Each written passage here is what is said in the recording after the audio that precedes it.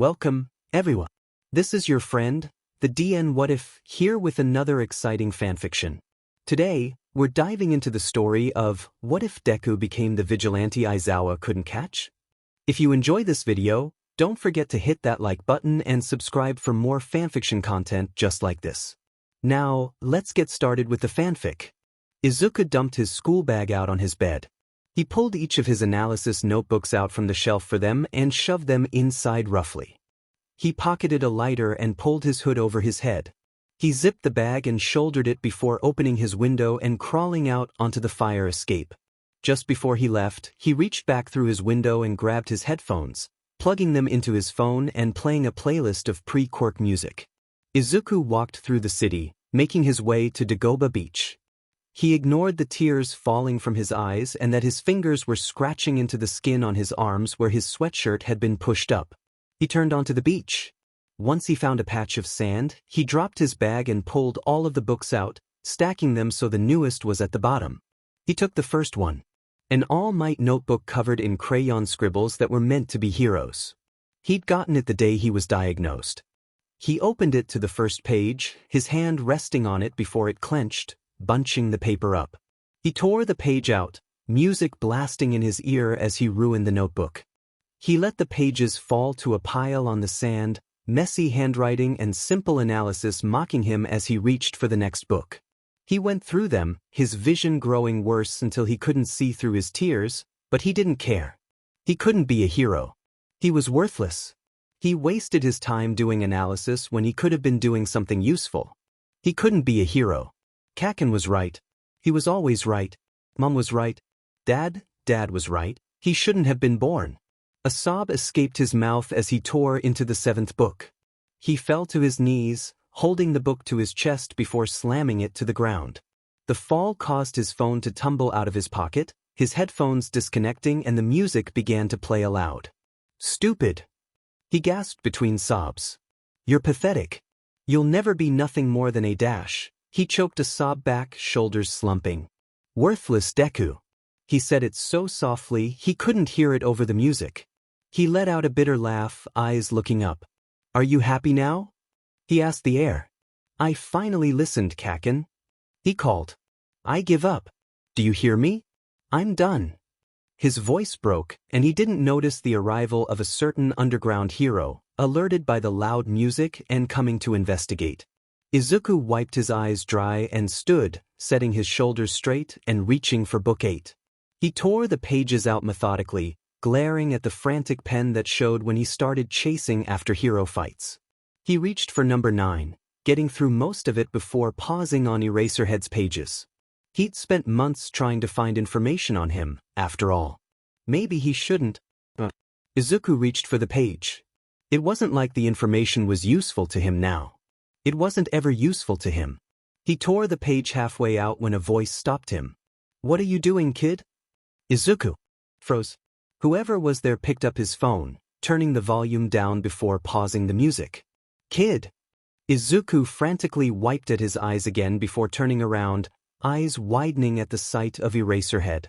I'm so sorry to bother you, sir. Izuku bowed. Eraserhead quirked an eyebrow, tossing him his phone. You haven't answered my question. Izuku blanked. What was he doing? He was getting rid of his notebooks. His notebooks that probably looked suspicious for him to be getting rid of in the middle of the night. I was just on a walk and thought I should stop by the beach. He squeaked, hoping his eyes didn't look red. He didn't want the hero to think he was doing drags. Eraserhead blinked at him blankly before sighing. Get back home, kid. I'm sure someone's looking for you, it's past curfew. Izuku nodded, apologizing again and bowing before grabbing his bag and running off, leaving his notebooks stacked on the sand. Eraserhead glanced at the pile of notebooks, picking up the one the boy had been holding. He opened it. Shoyuda entered his apartment with 5 notebooks and a giant stack of paper. Hizashi greeted him from the couch, but Shoyuda didn't respond, dropping everything on their kitchen table and getting to work. Confused and concerned, Shoyuda always greeted him when he came back from patrol. Hizashi got up and found his husband sorting papers intently. Shoyuda grunted in acknowledgement. What's going on? Instead of responding verbally, Shoyuta reached for a half-empty notebook and handed it to him. Blinking at his husband's strange behavior, he opened it. While Izuku stared at his ceiling after taking all his hero posters down, shoving down his guilt at throwing away his life work, two heroes pieced his analysis together page by page. It was less work than he expected to put the books back together. Starting in the third, there was a table of contents in the first few pages, and each page was numbered. Within a few days, he had put each page in order. Hizashi held book 7, a stack of loose papers they'd put in a binder, open to the first mention of present Mike. He teared up. Look at what the little listener did of me. He grinned at his husband, shoving the binder over. Shoyuta took it, reading the page closely.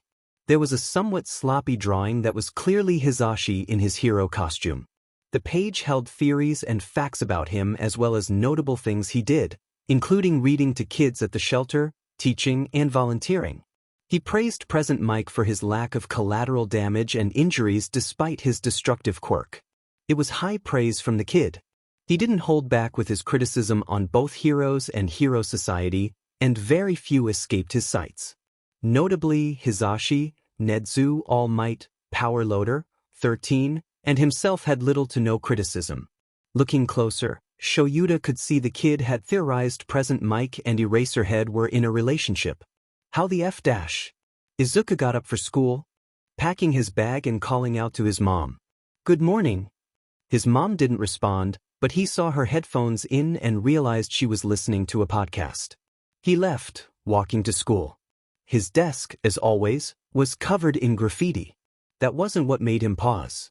It wasn't the scrawled words telling him he was useless, or the ones telling him to kill himself. It was the spider lily.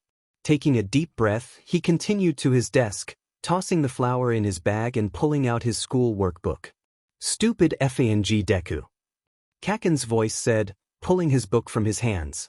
Still using those shitty stalker notebooks? He opened it, but glared at the pages in confusion. The F is this? Izuku didn't answer, looking down. The notebook slammed onto his desk. Finally learned your FNG lesson. You better not still be planning on UA. He didn't wait for an answer before stomping back to his seat. Izuku slumped in relief, waiting for class to start. Kaken didn't do much to him for the rest of the day, only shoving into him once. Izuku quietly walked home, avoiding the beach in case Eraserhead was looking at him to lecture him for littering, or maybe he'd seen the books and wanted to tell him to stop. Izuku stepped into his apartment, kicking off his shoes and calling a greeting to his mom. No answer. Izuku found a note on the kitchen counter saying she was working a late shift at the hospital and wouldn't be back before dinner. He sighed, heading to his room to do his homework. He finished quickly, glancing around at his bare room.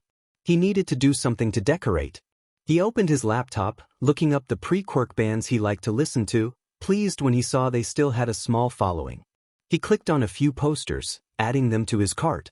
He wondered for a moment if he could go into the music industry, but realized how many quirks were suited to it. He couldn't, and even if he did, he'd never be popular enough to earn a living. No one would support a quirkless musician. Plus, he couldn't play any instrument. Maybe he should learn though? He would have a lot of free time now that he wasn't chasing hero fights, and studies showed that people who learned to play instruments were able to think more creatively. That was a useful skill, right? Regardless of if he decided to learn an instrument, he needed something to do with his time. He didn't want to worry his mom by staying in the apartment all the time. He could always work out.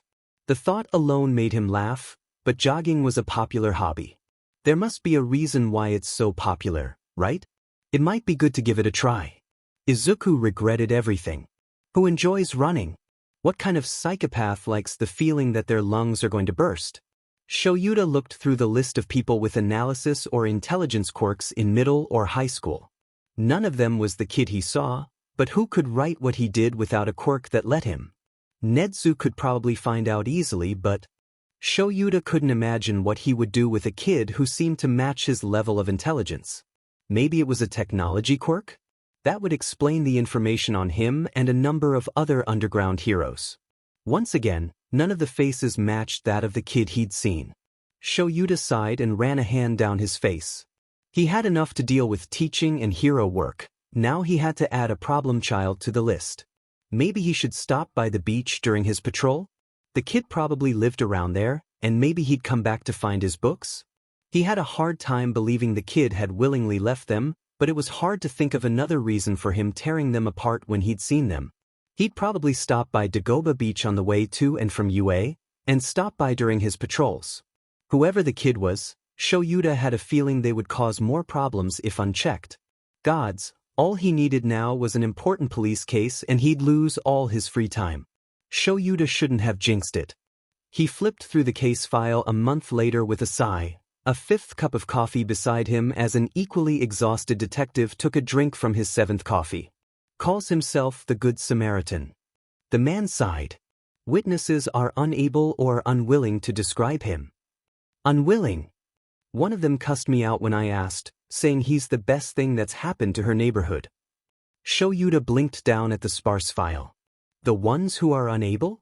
He never faced them, wore a hood and mask.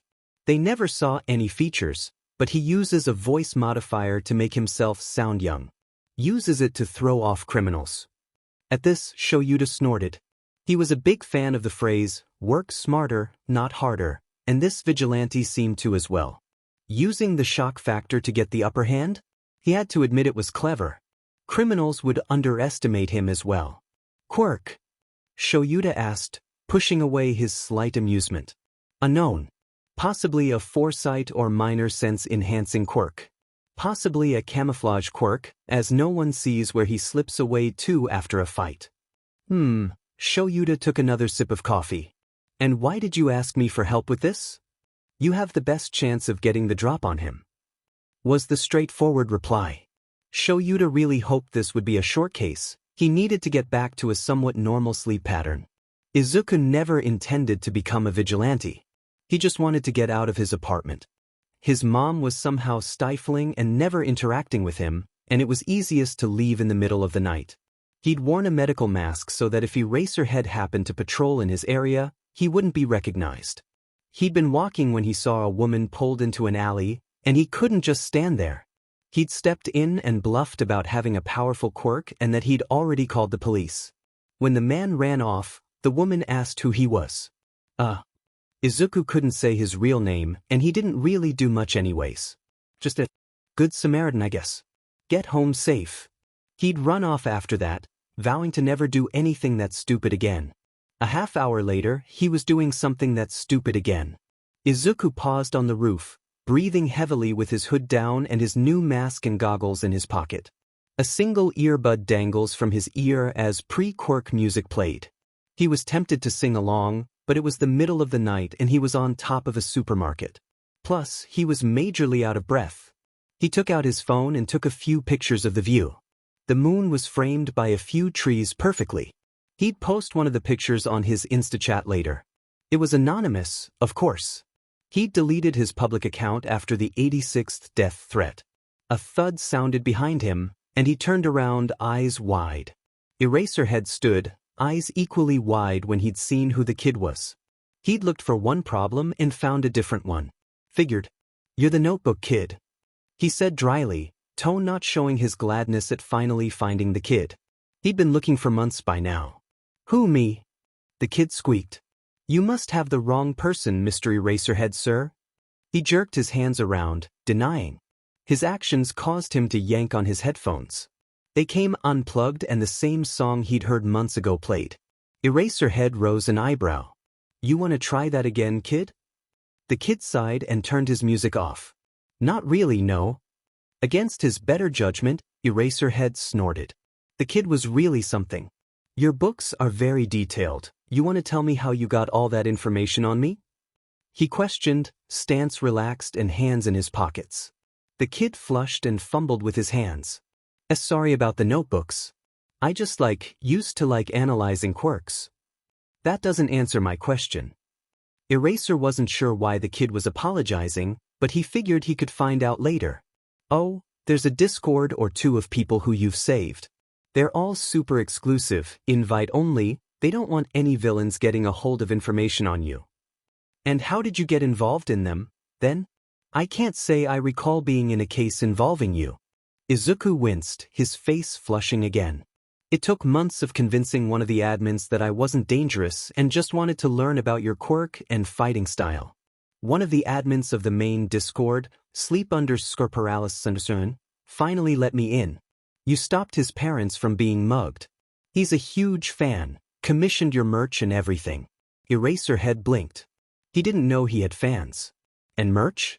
What merch? I don't have any. He narrowed his eyes. The kid flinched and he softened his glare. A few people made posters or shirts. I even saw one person selling scarves that look like yours, only they aren't metal alloy, of course. The shirts and scarves are inconspicuous. The only people who recognize them are your other fans, so there's no chance of people thinking it's merch and asking about it. Frantically, Eraserhead didn't know what to say. What was he supposed to say to this? He'd always thought the people he'd rescued didn't notice his appearance, and that was why he stayed out of the spotlight. It turns out the people he'd interacted with worked hard to keep him unknown? He didn't know if he could quite believe it, to be honest. Show me. What? The Discord, he explained. Show it to me. The kid blinked, but fumbled for his phone, unlocking it. He pulled up an app and scrolled through it, clicking an icon before holding his phone out. The server was called erased_from_existence. 108 people were in it, and 5 others were active. One of the people active immediately sent a message. Sleep_paralysis_. Yo, you haven't been active in months, you good? Another message came in quickly. Are you okay? You've never dropped off the grid like that. Did something happen? Another came in before Eraserhead could react. Memeing of life. What's with the radio silence? You always help with taking down the posts, are you alright? Love, let me know if I can help. Eraser ignored each message, scrolling through the Discord. It was vaguely disturbing to see so many people talking about him, and he gave the phone back quickly. It crossed his mind that no less than 3 people had immediately raced out to see if the kid was okay. The 3 were probably people he interacted with often, and they were concerned about the kid. Eraserhead took another look at the kid. There were large bags under his eyes, and his posture made him think the kid was trying to make himself as small as possible, hoping to not be noticed or make himself a smaller target.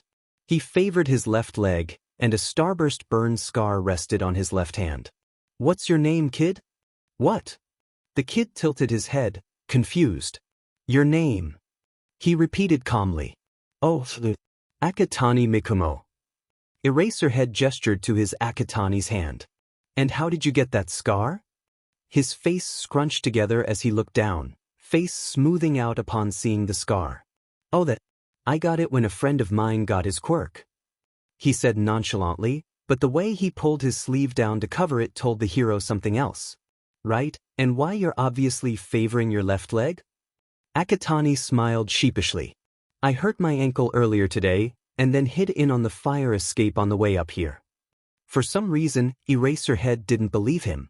As much as he didn't want it to be true, it seemed more likely there was some form of abuse going on. Kids didn't leave their homes in the middle of the night for nothing. With a sight, he held out his hand. Phone. Izuku blinked, processing his words before unlocking and handing his phone over. Eraser took it and opened the phone app, creating a contact for himself labeled Eraserhead. He sent himself a text and tossed the phone back. Contact me if you need help, Akatani. I trust you won't leak the number. The first thing Izuku did when he and the hero parted ways was change said hero's contact name. Kaken had been going through his stuff more often recently, trying to find his notebooks, and he didn't want to risk him seeking the hero name. Sure, he didn't talk about underground heroics, but Izuku was sure he knew about them and at least a few of the main ones. Things wouldn't end well if he saw Izuku had contact with one. The second thing Izuku did was respond to the messages sent through Discord. He wrote to sleep_paralysis_ first. I'm alright. Sorry I haven't been active, some stuff happened in my life, and I decided to take a break from Discord for a bit. Sorry I worried you. He sent the same message to each of them, confused when each of them responded immediately, asking if there was any way they could help, or just wishing him well. It shocked him even more when sleep_paralysis_ offered him a position as one of the admins. Sleep underscore paralysis understood. At Lula Luspuden just graduated high school, so she can't do admin anymore. I was hoping you'd be willing to take over for her? Not that you have to, she recommended you, but I would have mentioned you either way tbh. You've been helping out and doing admin stuff for years anyways, so would you mind being official? Izuku tucked his phone away and walked home. Everything was weird, and now someone wanted him to help manage a Discord for someone he knew personally? Before he could stop himself, his phone was out and a message was sent. I would love to. It wasn't a full day later before he had to do his first official admin thing. Someone wanted to join, and sleep underscore paralysis underscore admin had claimed the newest admin always sorted through them. So there he was, for in the morning, he'd come home late from his patrol, doing a background search on whoever held the username, IneedCoffee. It was hard, and he may have resorted to slightly less legal ways to speed up the process, but he'd finally found out who the person was. He was bemused to find the account belonged to one Aizawa Shoyuta. Maybe it was the lack of sleep, or dehydration, or that he was sure he hadn't ate in the last 20 hours, but he sent a text to the hero, a screenshot of the username. Akatani. Screenshot. This you? He truly didn't know what possessed him to text Eraserhead as if he were an old friend, but Izuku couldn't find it in him to care. He watched the speech bubble appear a few times before finally getting a response. Eraser. I need to make sure no information is leaked via social media. Akatani has changed Eraser's nickname to IneedCoffee. Akatani. Dude, if you told me I could have sped up the process for you. Perks of being an admin. Also, both of you to assume I'd let any info get out. For though this feels like an episode of Undercover Boss. IneedCoffee. You can get me past the screening and get me into the group? Akatani. Joran. Have fun with you our fans. IneedCoffee. Why you awake? It's a school night and 4:37. Akatani. Bold of you. To assume I don't live on caffeine, but go off IG. IneedCoffee. I don't understand what you're saying, kid, but get some sleep. Akatani. Izuku woke up groggy, his phone still in his hand. He glanced down at it and his eyes widened at the time. He had 10 minutes to get to school. He buttoned his uniform as he ran to school. His backpack was unzipped and he was pretty sure a worksheet flew out of the bag as he sprinted. He made it through the doorway just before the bell rang, heaving a sigh of relief. Late, his teacher said, looking at him with a disinterested face. Izuku sighed internally, not bothering to try to explain that he wasn't late. He was lucky his teacher hadn't given him detention. Izuku walked to his seat, tripping over one foot as he went. He'd seen it coming, but they didn't like when he avoided their ways of tormenting him. He slid into his chair, reaching to move the lily from his desk. Midoriya. His teacher glared. It is highly inappropriate to bring such a thing to school. Dispose of it immediately. Izuku looked down to the flower, face blank as he got back up and threw it out. His teacher knew he hadn't brought it just like he knew Izuku wasn't late and didn't cheat on his tests. But it didn't matter. Izuku was less than them, and they were allowed to believe what they wanted about him. Even if he'd almost failed most of his classes most years. Even if pins were dropped in his shoes when he wasn't looking. Even if Izuku hadn't done anything wrong. Izuku must have done something wrong, though. There was no way he'd gone through so much without a reason. He must be doing something to make others think he deserves this. He must have done something to deserve this. He must deserve this. It wasn't possible teachers would give him FS for any reason other than he deserved them. Izuku always thought he was a good student, but he must be wrong because if all of his teachers said he was disruptive and disrespectful, then that's what he was. Izuku shut down. He didn't cry or look sad. He just stopped. His eyes glazed over as he was pushed to the back of his mind. He was pushed until he didn't know how much time had passed or where he was. The next thing he remembered was getting ready for patrol. His brain woke up, for lack of a better term, as he suited up in the cheap mask and goggles he'd bought. He snuck out his window and made his way through the city, a single earbud in his ear playing music softly. He took a break on top of a roof, his face sore where he knew a nasty bruise would develop within the next 2 days. His lip was split, and he wiped the blood off on his sleeve, not caring that it would probably stain. He took a sip from a water bottle he'd solved in his drawstring backpack and sat on the edge, kicking his feet lazily. He capped his water, letting out a sigh as he took off his mask and goggles for a minute, showing them in his pocket. His eyes traced where he knew the stars were, but couldn't see through the light pollution of the city to actually see them. He lay back on the roof, letting his thoughts pull and push him like they'd been trying to do all day. His thoughts swirled, surrounding him. They looked at him with curious eyes, asking why he was still alive. Why he was still trying when it benefited nobody, least of all him. In truth, Izuku didn't know why. He'd lived his life to be a hero, but now that that was gone, what was he living for? He blinked up at the sky, one hand skipping whatever song was playing. He lifted his phone's camera to the sky and took a picture. It wasn't anything beautiful, and the swirl of the clouds that hugged the city skyline was average. It was a shot that anyone could take, so nobody did. Of all the stunning photos he'd seen, no one had bothered to capture his sky. The sky that was just there. The sky that no one painted or wrote about in books. That's why he liked it, he supposed. It was completely normal. For every watercolor sunset that held thousands of colors, there were a million just like the one he could see, and yet no one took photos of it. He let his phone drop onto his chest as he closed his eyes, taking in the sounds of the city at night. A thud. Izuku opened his eyes, ready to tell whatever murderer that had followed him up to F off, but was met with the blank face of Eraserhead. Yo! He greeted, too tired to care about how informal he was being. Akatani. The hero greeted in a dull voice. What are you doing? Izuku knew it wasn't a question, and he hesitated in answering it, because what was he doing? Stargazing? You couldn't see the stars. Photography? He'd taken one crappy picture. Thinking is what he settled on. Eraserhead rose an eyebrow, silently asking him to expand, but Izuku didn't. Most people don't think on roofs. Izuku's face scrunched up. Did he think he was going to jump or something? Probably. Understandable, honestly. Most people don't think, PRD. He shot back, eyes still focused on the sky. The hero snorted. Why are you up here, kid? Izuku shrugged. Why is anyone anywhere?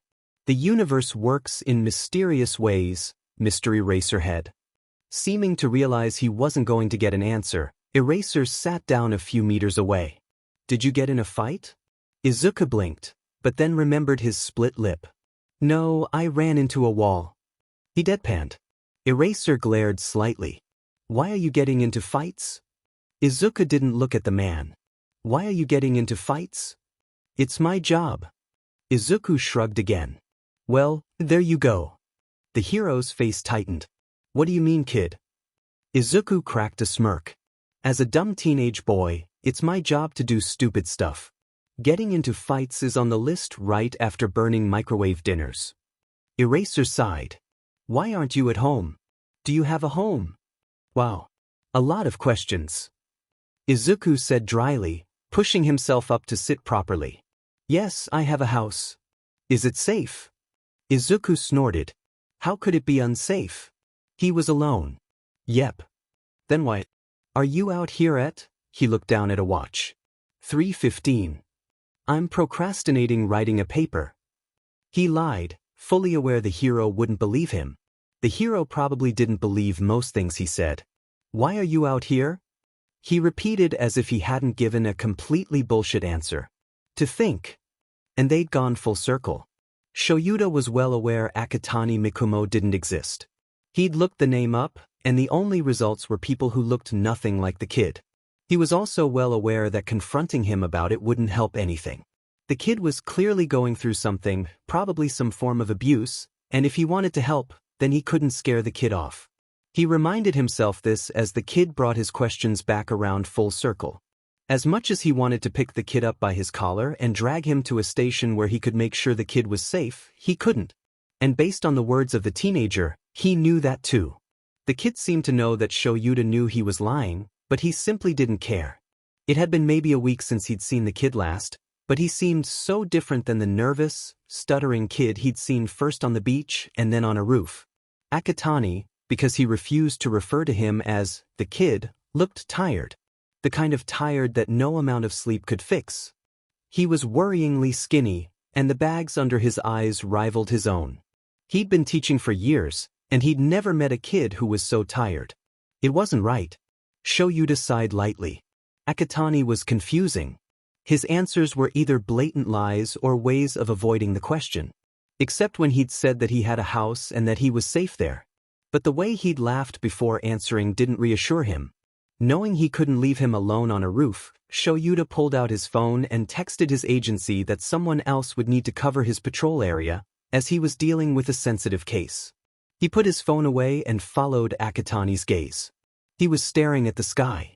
There was nothing special about it at first glance, but if Akatani was so focused on it, there must be something about it that made it noteworthy.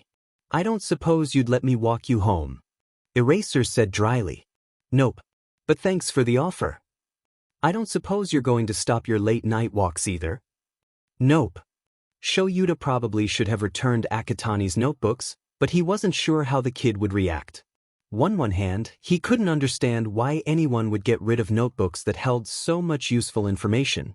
On the other hand, Akatani clearly had.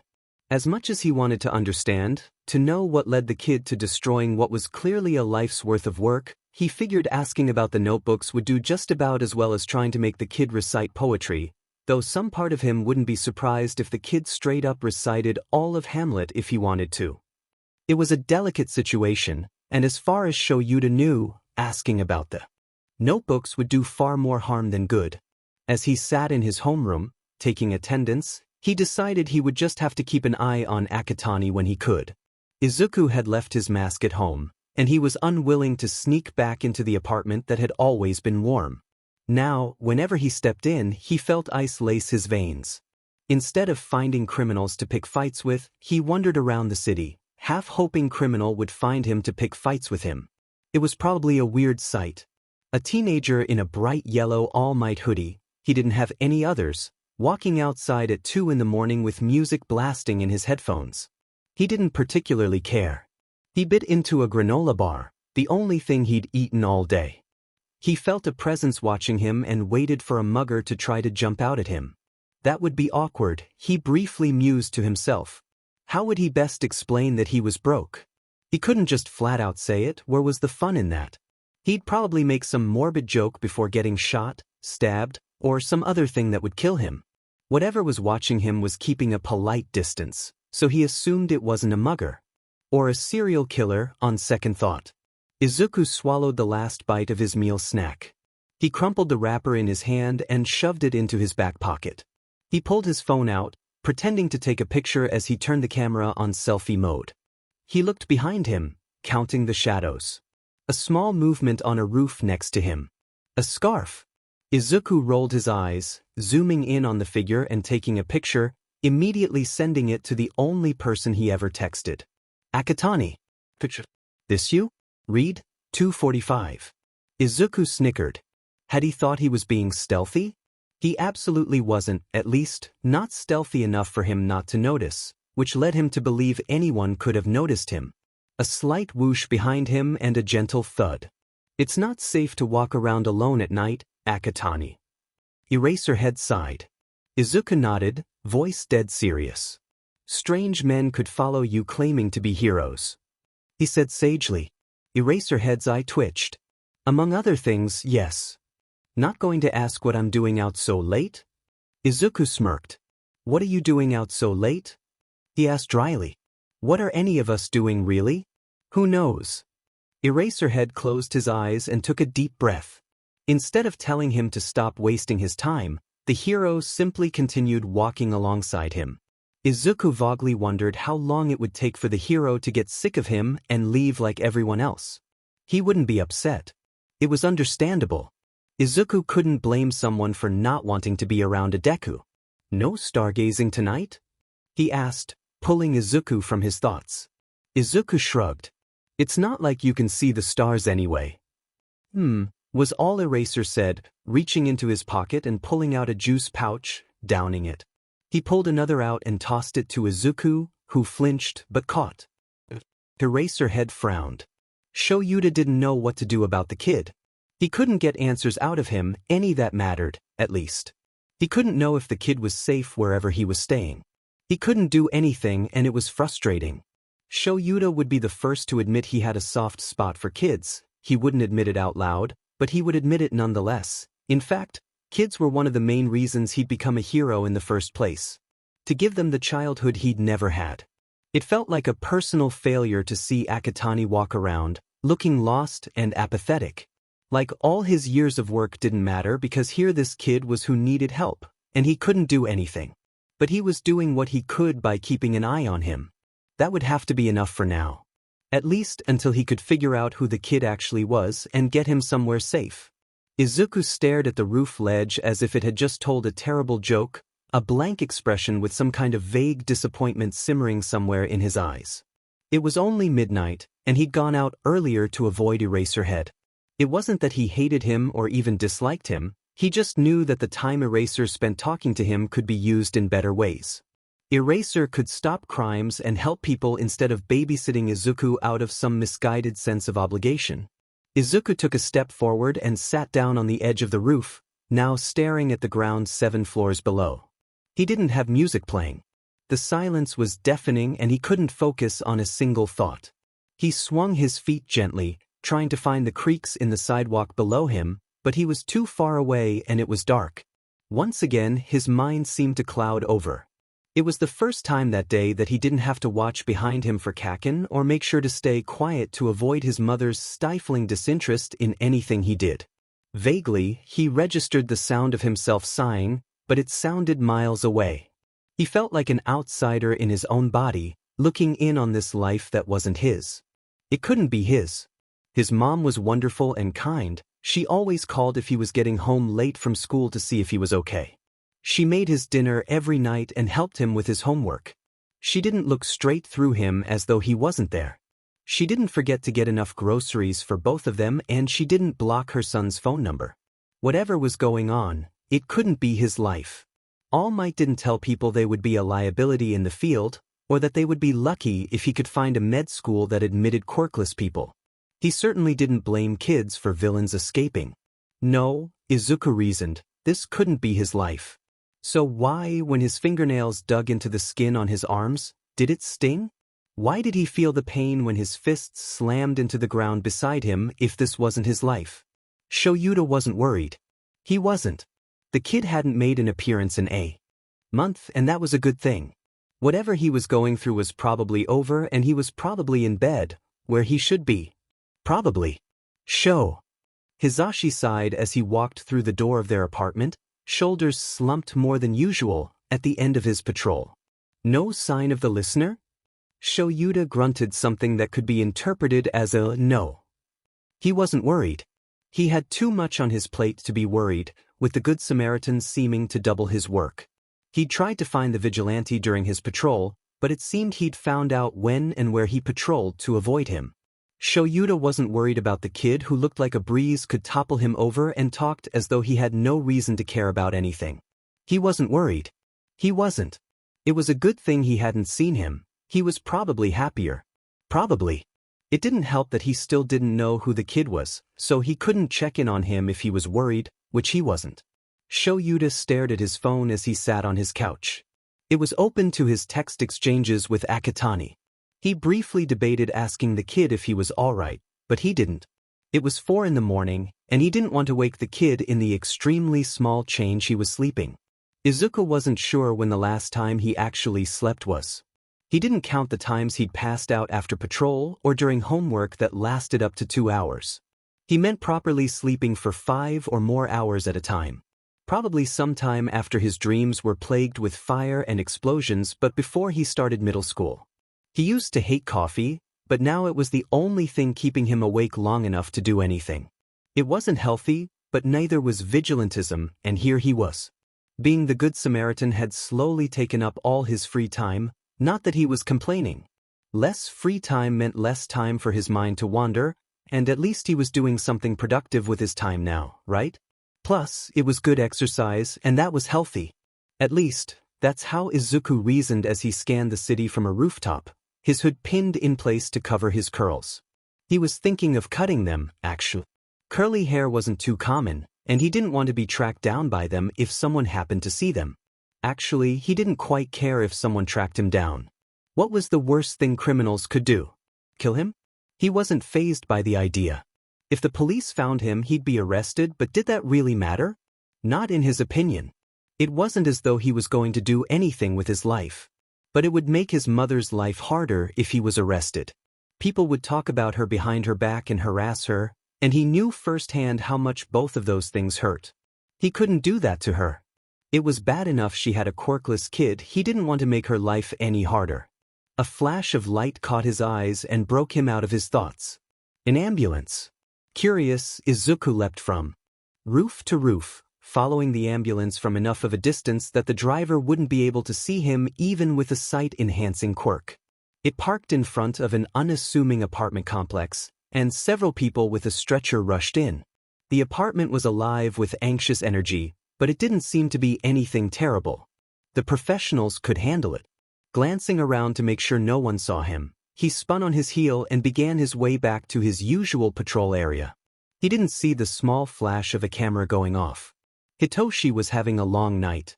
Admittedly, every night was long when you were an insomniac, but this night in particular was long. His elderly neighbor had fallen and an ambulance was called. His neighbor was fine, just shaken up, and she wanted to be sure she hadn't broken anything. He was sitting outside on the fire escape attached to his room when a figure on a roof across the street caught his eye. He quickly pulled out his phone and snapped a few photos, most coming out blurry.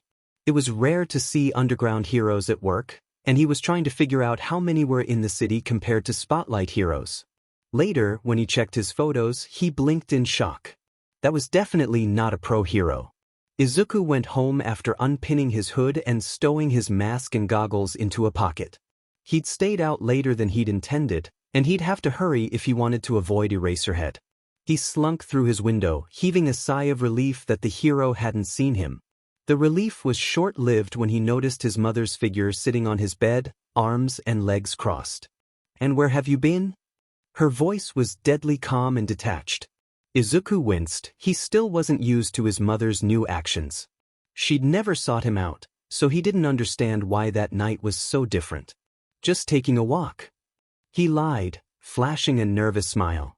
"I'm sorry I worried you, I've just been stressed lately, and I thought some fresh air would help." He scratched the back of his neck, wincing again when his nails hit a large bruise. "What do you have to be stressed about, His mother snapped, standing. "You just have to go to school. I'm the one working all day to pay your bills, and I come home and you're not even here. For all I know, you're out joining gangs. Isn't it bad enough that you're dash?" She cut herself off. "Whatever. Don't do anything stupid." She left, not glancing back at him and closing his door softly behind her, as if she didn't care at all. Izuku blinked back tears. He stood silently for a moment before taking his mask and goggles out of his pocket and hiding them in his pillowcase. He snatched his headphones off his desk and turned back to his window, opening it and crawling out onto his fire escape. He couldn't go any further or Eraserhead would see him, but he couldn't stay in there. He pulled his knees into his chest. With shaky hands he put his music on. He was so tired. Izuku was not suddenly proud of the life he was living after he began vigilantism. He did not suddenly believe his life had worth because he was helping people. His life did not get better. His life didn't get better, but it did become more bearable. He spent all his time working, so when he finally went to sleep, he didn't dream, sometimes, at least. It was the best he'd slept in years, even if it was the least he'd slept. Being a vigilante was strange, and Izuku wasn't quite sure if he could describe it. Did the good he did balance out the bad of breaking the law? Or did his intentions cancel it out? Whatever the case was, Izuku tried not to think about it too hard, a tactic he used for many things. As a 14-year-old, he probably shouldn't be out fighting crime in the middle of the night, but it was better than the alternative of sitting at home all night avoiding his own mother because she seemed so cold. If he didn't go out at night, he would just spend hours on hours doing nothing. At least as a vigilante he was being productive. And yes, he was somewhat aware of how awful that statement was. At least when applied to other people. Izuku knew children shouldn't feel the need to put themselves in danger every night, or to walk around the city because they felt numb, but Izuku wasn't normal, so it didn't apply to him. In theory, he knew every life had worth, But when it came time to put that into practice, he had a hard time convincing himself he was a part of every life. In fact, most of the time he was coming up with reasons why he didn't have worth. It wasn't a big deal, in his opinion, and based on the way everyone treated him, he guessed it wasn't a big deal to them either. Izuku didn't sigh as he crawled through his window onto his fire escape. He pulled his headphones on and tucked himself into the corner, knees to his chest. Ever since the first time, he'd spent many nights on the fire escape. When his thoughts swirled around him and he felt like he wasn't in control of anything, he'd curl himself on his fire escape and let himself feel empty. He wasn't apathetic, no, Izuku still cared about things, but he felt empty. As though someone had taken all of his emotions but one. He was left with understanding. In these moments he understood why his teachers hated him, and why Kaken hurt him. He understood why his mum was disgusted with him, and why All Might said he couldn't be a hero. He understood why his father had left him with burns and scars. He understood why he deserved everything that was happening to him. It was in these moments that he understood so well that he started hurting himself like he deserved. It was in these moments that the emptiness overwhelmed him with such ferocity that he had to slice his skin to remember how to feel. Shoyuta was a simple man. His husband might argue, but he was. He just needed sleep, cats, and Hizashi and he would be perfectly content. And to know Akatani was all right. Of course, Shoyuta had no way of knowing such a thing and the kid had disappeared. Shoyuta started going out later. Nothing. He went out earlier. Nothing. He went out at his usual time. Nothing. The only thing he consistently found was the Good Samaritan. He'd attempted to apprehend him, but his mind had been elsewhere, not worrying about Akatani, and he continued to slip away. It was more frustrating than his students, and that was saying something. Akatani was worse than the 8 remaining students in his class combined. As if it wasn't bad enough, now Hizashi was getting worried. He asked if Shoyuta had any news whenever they saw each other. He didn't have any news. Ever. Asked what Akatani looked like so he could keep an eye out for him. Plain, skinny, short, tired. He was worried about a kid who he hadn't even met, but Shoyuta couldn't blame him. After all, he was worried as well. Hizashi had been intrigued by the notebooks, but he'd been ecstatic when Shoyuta had shown him the Discord and even more so when he saw that Akatani was one of the admins. He'd thought it was hilarious that the kid had seen Shoyuta, took a picture of him, sent it to him, and asked, "This you?" So Shoyuta was looking for the kid, but only because Hizashi was worried. It wasn't because of the way the kid flinched at everything, or how he looked like he hadn't eaten in far too long and hadn't slept in even longer. It wasn't because Akatani seemed so sure that nothing in life mattered, or because Akatani reminded him so much of himself after he lost Oboro. He just knew the kid needed help, and he'd be dead if he didn't give him the help he deserved. It was a Saturday. Izuku could hear the television playing from his room. He hadn't known his mother had taken the day off work, but he supposed he wouldn't, what with her not acknowledging him the vast majority of the time. Now he was stuck. He could stay in his room the whole day, not leaving to find something to eat, or he could sneak out in broad daylight through his window and spend the day out, risking being seen by classmates and Eraserhead. On second thought, there was no way Eraser would be up before noon. The choice was an easy one, and a half hour later saw Izuku strolling. That was a strong word. He was more shuffling with his shoulders slouched, down the street, hoodie pulled over his head. With the small amount of money he had, he entered a cat cafe and paid for an hour and a large black coffee. He sat down quietly, expressionless as several cats flocked to him. Cats had always liked him, something he didn't think he'd ever understand. He drank his coffee as a cream-colored cat with black paws leapt from a cat tree to his head. He wasn't fazed, simply leaning back against the wall so the cat would have a bit more support. Izuku had used up 50 minutes when a tall blonde walked in. He ordered tea, stopping short when he saw Izuku. "Oh." The man cooed. "You look just like my husband." Izuku blinked slowly, not responding. A cat sat itself on his shoulder. Somehow, the man cooed again, keeping a respectful distance. "Would you mind if I took your photo? You just look just like him when we were on our first date." Izuku blinked again, shrugging with the shoulder not occupied by a cat. "Oh my gods, is that black coffee?" The man laughed. It's like you're a mini-him. He took a few quick photos, thanking Izuku before leaving him alone. Soon enough, Izuku had to leave, gently prying the cats from him. He didn't notice a photo of him being taken of him trying to get the cat on his head off. In the cafe, Hizashi sipped at his tea.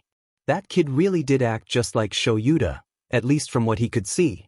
He'd show Shoyuta the pictures later. He wanted to see his husband's reaction. Izuku was still wandering around the city when his phone buzzed. Discord. Sleep underscore paralysis undersumen. Yo, look at these. 3 attachments. Izuku clicked. The first photo was just a figure. The second one was too blurry. But the third one made Izuku freeze. There he was, in all his vigilante glory. The photographer had the perfect angle and lighting, but Izuku knew it was just luck.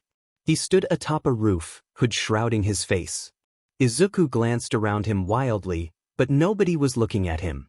He took a deep breath. Cool. An underground hero? Izuku felt bad, implying that he was a hero, but he didn't know what else to do. Sleep underscore paralysis undersumen. Not an underground pro Eve heard of. I think they're a vigilante. What do you think? Izuku squeezed his eyes tight for a moment. People would find out about him eventually, right? And this way he could keep track of who knew. Keither and Jill. Sleep underscore paralysis undersumen. Okay, so normally I wouldn't say this, but you've been in the forum for years. So do you want to meet up sometime? I can show you the other photos I have. It's nothing creepy, I swear. You're just, like, the smartest person ever, so I figured you would know what to do about this, you know? Hizashi spent his time at the cat cafe as he normally did, correcting English papers and wondering why he decided to be a teacher in the first place. He marked another mistake, and if he had one more student write, "We had so and so for dinner," instead of, "We had so and so over for dinner," he would scream. Not with his quirk, just out of complete frustration. It was rare to get a student who had a vague understanding of the language, and even rarer to find a student who was already fluent. Curse his parents for raising him to speak English. If they hadn't, then he wouldn't be here. On second thought, then he wouldn't get to work with his husband. He also wouldn't have met the little listener who looked and acted just like his husband. It was a shame Shoyuta always slept in on the weekends, though it was understandable he needed to get sleep at some point, and he hadn't been there to see. With a sigh, he set to correcting his more difficult students. They weren't dumb, he'd seen several of them solve math problems in their heads that he needed a calculator before, and others were incredibly good with social sciences, but English was a different case entirely. He almost winced at the mistakes he could already see. Granted, they were doing much better than they were at the start of the year, but they still clearly struggled. Hizashi chugged his tea, wishing he was able to drink caffeine. It was bad for his voice, and therefore his quirk, so caffeine was a big no-no for him, as he began correcting. Hizashi opened the door to their apartment, cooing at one of their cats, BSRD, Shoyuta named him, who was waiting to greet him. No, never mind. He was waiting to try and escape. His eyes widened and he dropped his bag to shoo the cat away from the door. Maybe Sho was onto something with the name. With the crisis averted, Hizashi took his shoes off and put his bag away. He picked BSRD up, despite his protests, and made his way to their room, where Shoyuta was still asleep. He dropped the cat on the bed and B immediately curled up on his pillow, glaring at him. Turning back, he closed the door behind him. He didn't need BSRD to bat at him while he made lunch. Hizashi grinned at Shoyuta as he sat down for lunch. The man rose an eyebrow at him in question. "You'll never guess what I saw at the cafe today." Shoyuta blinked. "You're right. I won't guess," he said dryly. Hizashi pouted and pulled his phone out. "Then I guess you don't want to see?" he asked innocently, knowing his husband would be interested in anything that happened at a cat cafe. Proving him right, he glared at his husband, holding his hand out for Hizashi's phone. Hizashi grinned, tossing it over. "Go to the photo app." His husband did as directed, and Hizashi watched his reaction. "He looks just like you, Sho. He acted just like you too. Drinking straight black coffee. And look at the cats. It looks just like our first date. Looks like we both have problem children now." Shoyuta had frozen in place, staring at the screen. Izuku was rarely in his room at this point. He didn't even sleep there unless it was raining. His fire escape was nice enough. He wrapped himself in a blanket and sat outside, scrolling through his phone. He didn't have much to do, the sun was still out so he couldn't do his vigilantism. He blankly stared at his screen. A video was playing, but he couldn't be paying less attention. A buzz jolted him out of whatever he was thinking, or rather, not thinking. He blinked and actually looked at his screen. Sleep paralysis understatement. You still good to meet up next week? It's chill if you don't want to. No pressure. Yeah, meeting at Vive Cafe, right? Sleep paralysis understatement. Thanks again for agreeing to meet up. MP fam. Izuku shut his phone off, staring at the horizon. He missed walking around in the middle of the night as himself, but he didn't want to bother Eraserhead. This didn't extend to his vigilante persona, of course. It had been Eraser's choice to try to track him down. Anything Izuku did to bother him as the Good Samaritan was Eraser's own fault. Izuku's phone buzzed again and he looked down. One new message from, "I need coffee." Izuku blinked. "Speak of the devil and he shall text you." He unlocked his phone and checked his messages. "I need coffee. This you?" Image attached. Shoyuta was not freaking out. He wasn't. When Zashi showed him the pictures, he didn't stop breathing as he scanned Akatani's face to see if it really was him. The dead expression told him all he needed to know. He must have worried Zashi by his reaction, as he immediately asked what was wrong. "That's Dash," Shoyuta swallowed. He'd been searching, keeping an eye out for the kid for ages, and Hizashi just happened to see him. "That's who?" he prompted after Shoyuta had cut himself off. "That's Akatani." Hizashi froze, eyes going impossibly wide. He didn't bother asking if he was sure. Shoyuta wouldn't say if he wasn't. "That's him," he said quietly. Shuta's jaw clenched, and he nodded. The two stared at nothing as it sunk in. "Did you ask his name?" Shoyuta finally asked. Hizashi looked at his husband, his eyes brimming with guilt and worry. No. Shoyuta didn't blame his husband. Hizashi had no way of knowing it was the kid Shoyuta was always complaining, worrying about. He did, however, blame himself. If he'd gone with, he could have seen the kid with his own eyes. He could have made sure he was okay. Granted, he could do that by texting him, but Shoyuta couldn't bring himself to do so without a real reason. Akatani would shut down if he knew Shoyuta was checking in on him because he didn't think he was safe wherever he was staying. He glanced down at the photo again. He thought back on both times Akatani had sent him a photo of him with the caption, "This you?" At least he had a reason to check up on him now. Izuku was not excited for school. Each student would be pulled aside by the guidance counselor to discuss career options, and Izuku didn't want to know whatever they thought a useless Deku like him could do. As he made his way to the guidance counselor's office, he dragged his feet, willing his mind to be blank so he didn't have to think about whatever was being said to him. "Midoriya. Nice to see you." Kizuna-sensei greeted from the doorway. His smile was wide and very fake. He was the only teacher who had humored him when he first came to the school about the bullying. It became clear that he didn't care when he'd seen Izuku push down the stairs and still insisted he might be making assumptions that it was on purpose. Izuku didn't respond. Kizuna-sensei didn't notice, closing the door behind Izuku and settling himself at his desk, sliding over a small stack of papers and a pen. "Where are you thinking for high school? I have a few recommendations." Izuku didn't need to look at the list to know they were awful schools, the only ones that would admit a quirkless student. High schools didn't want to deal with the trouble a Deku would cause, so most of them just didn't allow them to apply in the first place.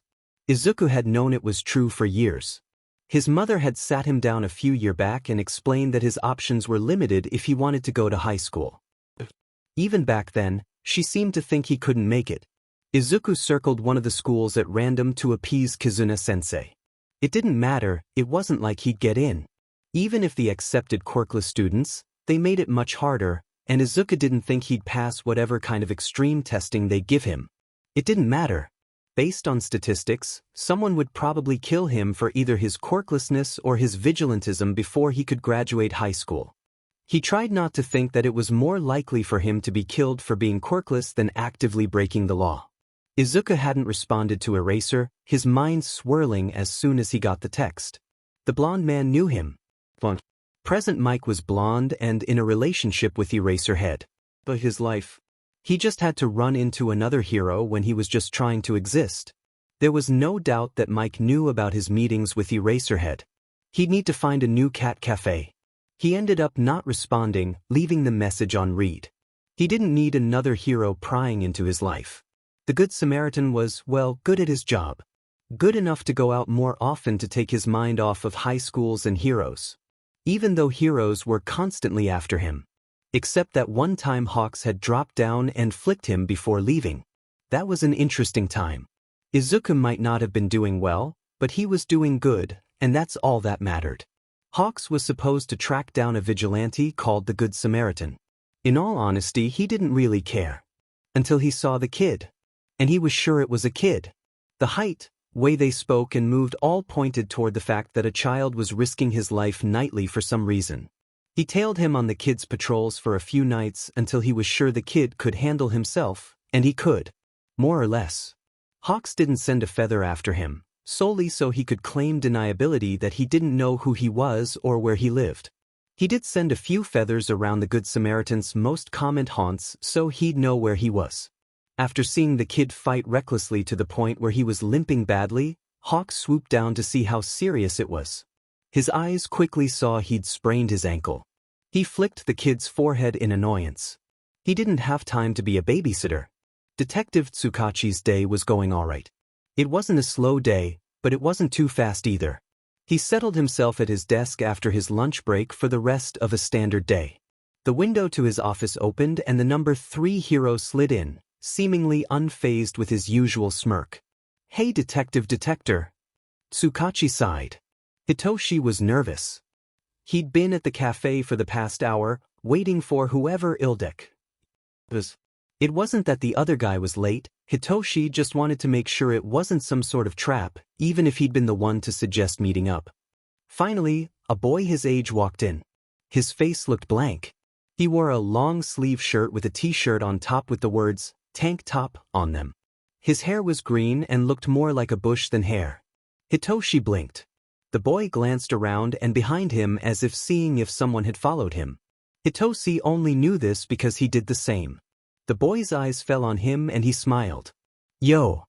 He greeted, sliding into the other side of the booth that Hitoshi was in. "I'm Midoriya Izuku. Your sleep under Skrupralis. Hitoshi nodded and shook the hand Midoriya had offered. "Nice to meet you," he said dully, but then worried if he sounded sarcastic, so added on. "Thanks for meeting with me." Midoriya shrugged. "I've been talking with you on the forum for years, it's not like I thought you were dangerous." Hitoshi winced and Midoriya studied him. Most people did think he was dangerous, and Midoriya probably wouldn't be an exception if he found out his quirk. "Plus, I hacked your profile just in case." Midoriya added nonchalantly. Hitoshi choked on air. "What?" Midoriya smirked. "I hacked your profile and several others. Might want to change your password so it isn't just your username by the way." He sputtered. "You hacked me." If he'd seen all his profiles, then he knew his quirk. It was listed in a forum he'd joined for people with villainous quirks. Yep. He glanced over at the counter and pulled out his wallet. "I'm gonna get a coffee, what do you want?" Hitoshi stared at him in shock. Midoriya shrugged. "I'll just get you coffee." By the time he came back with 2 cups of coffee, one with cream, just how he liked it, how did he know so much about him? He'd never mentioned coffee in any posts. Hitoshi had managed to calm down slightly. Mostly because 3 cats trailed after Midoriya like he was their mother. He set down the coffee with cream in front of Hitoshi, taking a drink of his own black coffee. The cats jumped up, one settling itself in his lap, one sitting beside him.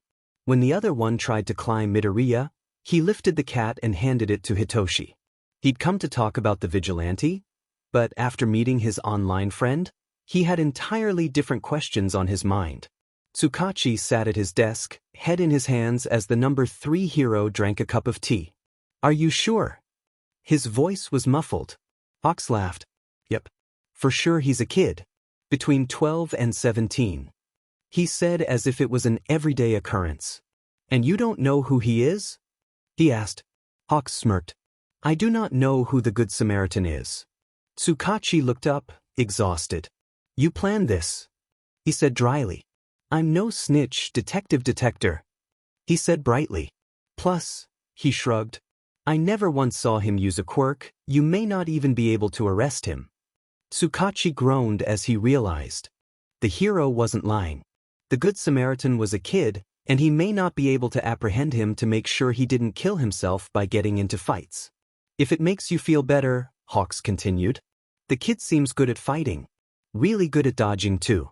I wonder where he learned. It did not make him feel better to know that the vigilante who may be as young as 12 was good enough at fighting and dodging that a hero trained by the Hero Commission was impressed. Hawks already knew that. Izuku liked Shinso as much as someone who claimed to not have emotions could. Shinso was a fellow insomniac, cat lover, and Eraserhead stan. If only he wasn't trying to track down his vigilante persona. Izuku and Shinso talked for hours, much longer than either had planned. Just like he'd planned, Shinso was too distracted by the cats to ask anything about the Good Samaritan. It was nice, Izuku decided. The last time he'd hung out with someone his age was, well, before he was diagnosed. Even when the Bakugus used to come over for dinner, Kaken had still refused to play with him. Shinso seemed to be having fun as well, pulling out his phone to show Izuku memes that he'd found. Izuku found himself smiling. A real smile, even if it was small. Shinso's wallpaper was a cat with toilet paper around its neck like Eraserhead. Will you send that to me? Izuku asked, already imagining what said hero's reaction would be. He laughed. His laugh cut off quickly when he remembered that he was avoiding the hero. He kept the smile up, hoping Shinso hadn't noticed. He definitely had, he was just too polite to point it out. Yeah. I don't have your number though. Both of them knew he could just send it through their Discord chat, but Izuku happily recited his number, a buzz in his pocket soon after. Unknown number. It's Shinso. Unknown number's name has been changed to Purple Boy. Izuku saved the photo and put his phone back down. He couldn't remember that last time he'd had this much fun. The Good Samaritan watched the pro hero from a rooftop. For some reason, Endeavor was in his patrol area. Normally he wouldn't mind, but said pro hero had been chasing him for the past 15 minutes. A burn on his stomach had eaten through his hoodie and into his skin, at least 2nd degree. He'd never been more glad he had practiced with burns from Kaken. The Good Samaritan heaved a breath and ducked under the ridge of the roof when Endeavor looked his way. Thankful he didn't notice the vigilante. Soon enough, he was digging through his drawstring bag for bandages he usually used to help victims. What a way to end a night. The photo of Eraserhead cat tempted Izuku.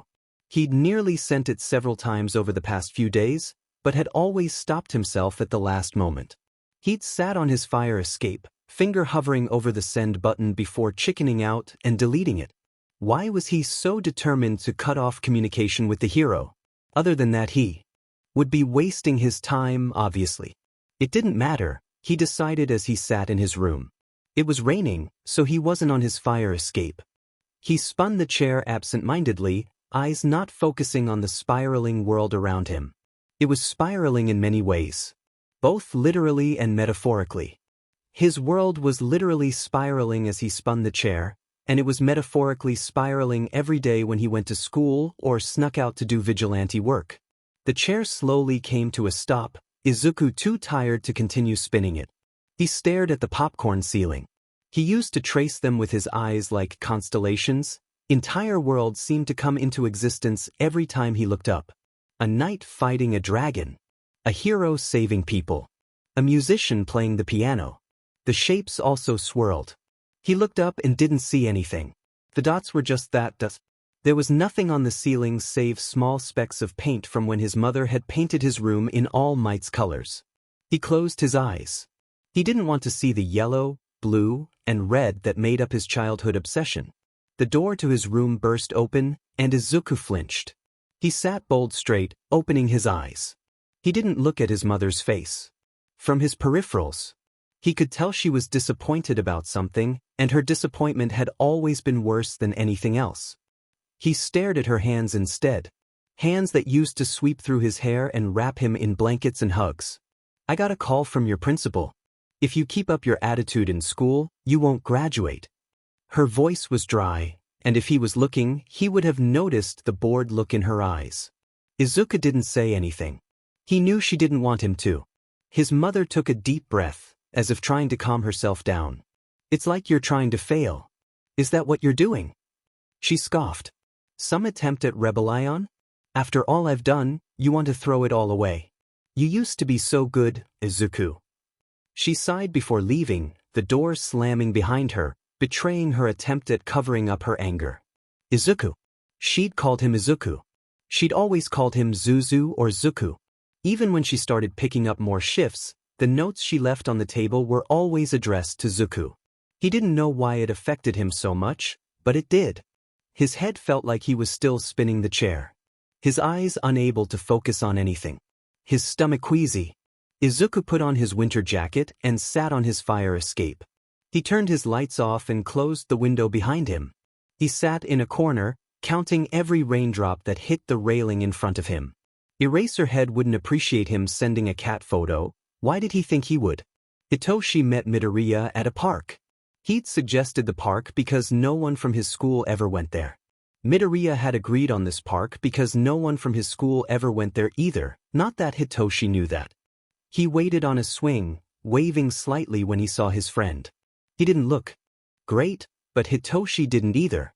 The bags under Midoriya's eyes had gotten bigger if it was possible, and he was pale. Hitoshi shrugged it off for the moment. Lack of sleep was a beach to deal with. "Yo." Midoriya greeted, sitting down in the swing next to him. "Sup?" The two sat in silence, neither sure exactly how to start a conversation, and neither willing to embarrass themselves if they did it wrong. Hitoshi mentally went through any new memes he had on his phone. Midoriya had seemed to like them last time, but he could have just been being nice. Midoriya wondered if it would be weird to point out the type of cloud that was floating over their heads at that moment. A cumulonimbus. Both cleared their throats at the same time, turning to each other before laughing. A weight was lifted from both their shoulders that they didn't know the other was carrying. "What's new with you?" Midoriya asked after they'd finished laughing. "My teacher tried to stop me from applying to UA." Suddenly, the light-hearted conversation was gone. "Them," Midoriya said. Hitoshi, who had been expecting him to ask why, was reasonably shocked. Midoriya had never come across as bitter, but it was the only way to describe how he spoke. He liked it though, having someone get upset on his behalf. The only other person to do that was his father. "Yeah." Hitoshi nodded. "Them." He spat, kicking at the sand beneath the swing. "The fucker didn't even ask what course I was signing up for. Just looked at the paper and gave me a new copy, urging me to be more realistic." Midoriya froze, and Hitoshi wondered if his rant hadn't been wanted. Then Midoriya spoke. "Realistic." Midoriya turned and offered his hand. "Realistic." Hitoshi grinned, grabbing his hand and shaking it. The hypocrites and liars who say heroism is for powerful quirks." Midoriya added, as if reciting a pledge. "Pity." Hitoshi continued. Midoriya grinned back at him. Stereotypical hero quirks. "Society." Midoriya gave the rest of the empty park the finger. "Society." Hitoshi had tried to stay silent his whole life, but he spent that afternoon screaming. He never wanted to be silent again. Izuku had 5 months before high school entrance exams. Hanging out with Shinso had reminded him of that. He didn't know which school he'd told the guidance counselor he was trying for, but whatever it was he didn't want it. His conversation with Shinso replayed. Shinso would go to you, even if he had to fight tooth and nail against all of society. Society. It always took people's dreams and crushed them. He wanted to scream that Shinso didn't deserve to be judged for his quirk, and that it was way more helpful than most people's. Izuku blinked. UA accepted quirkless students. Shinso was going there. If being a vigilante had taught him anything, it was that the best way to make a difference was to simply be there. Izuku could never change society's opinion of Shinso's quirk. He could get into general studies and have the public focused on the quirkless student instead. He could take the bad press so Shinso would have an easier time. Between teaching, heroing, and looking for Akatani, Shoyuta didn't need anything else to deal with, but it seemed the universe disagreed. "Tsukachi." I have a lead on the GS case. Shoyuta groaned, silently cursing the universe. Why had he been the hero assigned to the case? He hadn't even spoken to the vigilante. Tsukachi's office door was open when Shoyuta walked into the station. This wasn't unusual. What was unusual was the detective that was staring into a cup of coffee as if it was a crystal ball that had just shown him marrying a fishing rod. Shoyuta walked in, closing the door behind him. The detective didn't look up. There were bags under his eyes, darker than usual. It seemed like the universe wasn't only FING with Shoyuta. Shoyuta sat down across the desk, and Tsukachi finally looked up, a grim expression resting on his face. He pulled out a file and slid it to him. Shoyuta opened it. The fun thing about being a vigilante was being stabbed unexpectedly. No, really. It may seem like he was being completely sarcastic, but really, nothing could be better than lying in an alleyway bleeding out while wondering if you'll ever see your only friend again. It's a blast. The Good Samaritan highly recommends. 1010 would be stabbed unexpectedly again. Not by choice, but with his line of work, he probably would. The night had been going well before the Stabfest, at least, it had been going well for him. Not so much for the various people he'd knocked out. Or maybe it was he didn't know their lives. The point was, the vigilante was doing well enough. He'd saved a few people, kicked an a-hole where it hurt, and had avoided Eraserhead while he was patrolling. His night was going great. Until he felt the singing sensation on his shoulder. It was more of a slice, really, but the person had made the motion to stab, so he counted it as a stab. Sue him. Plus, the dagger came back a moment later and actually stabbed him. It wasn't embedded very far, but the dagger stayed in place when the attacker let go of it. If he wasn't so apathetic, he might have said something other than what he did, which was, "Meow." The other lunged forward, arms reached out towards him. Ignoring the fact that there was a goddamn knife in his shoulder, the Good Samaritan ducked under their arms and kicked them from behind. Their sense of gravity was obviously off, as that was all it took for them to topple over. They got up quickly, unlucky for the Good Samaritan for two reasons. He still had to fight the guy. There was a knife in his shoulder. Well, it was a dagger, but that was besides the point, pun not intended. He still had to deal with whoever thought the best use of their time was attacking some random vigilante. Maybe he'd apprehended one of their friends and wanted revenge or something. The Good Samaritan shook his head. He didn't have time to be thinking about anything other than getting whoever this was away from him. His eyes focused, kind of, on the figure that was steadily getting up. Average height, slim, carries knives around like they're accessories. Quirk probably has to do with knives in some way. Most people didn't take the time to learn how to use something as old as knives, and they were way too comfortable with a blade to have just picked it up. Their quirk couldn't have to do with accuracy, as they'd only managed to slash him the first time.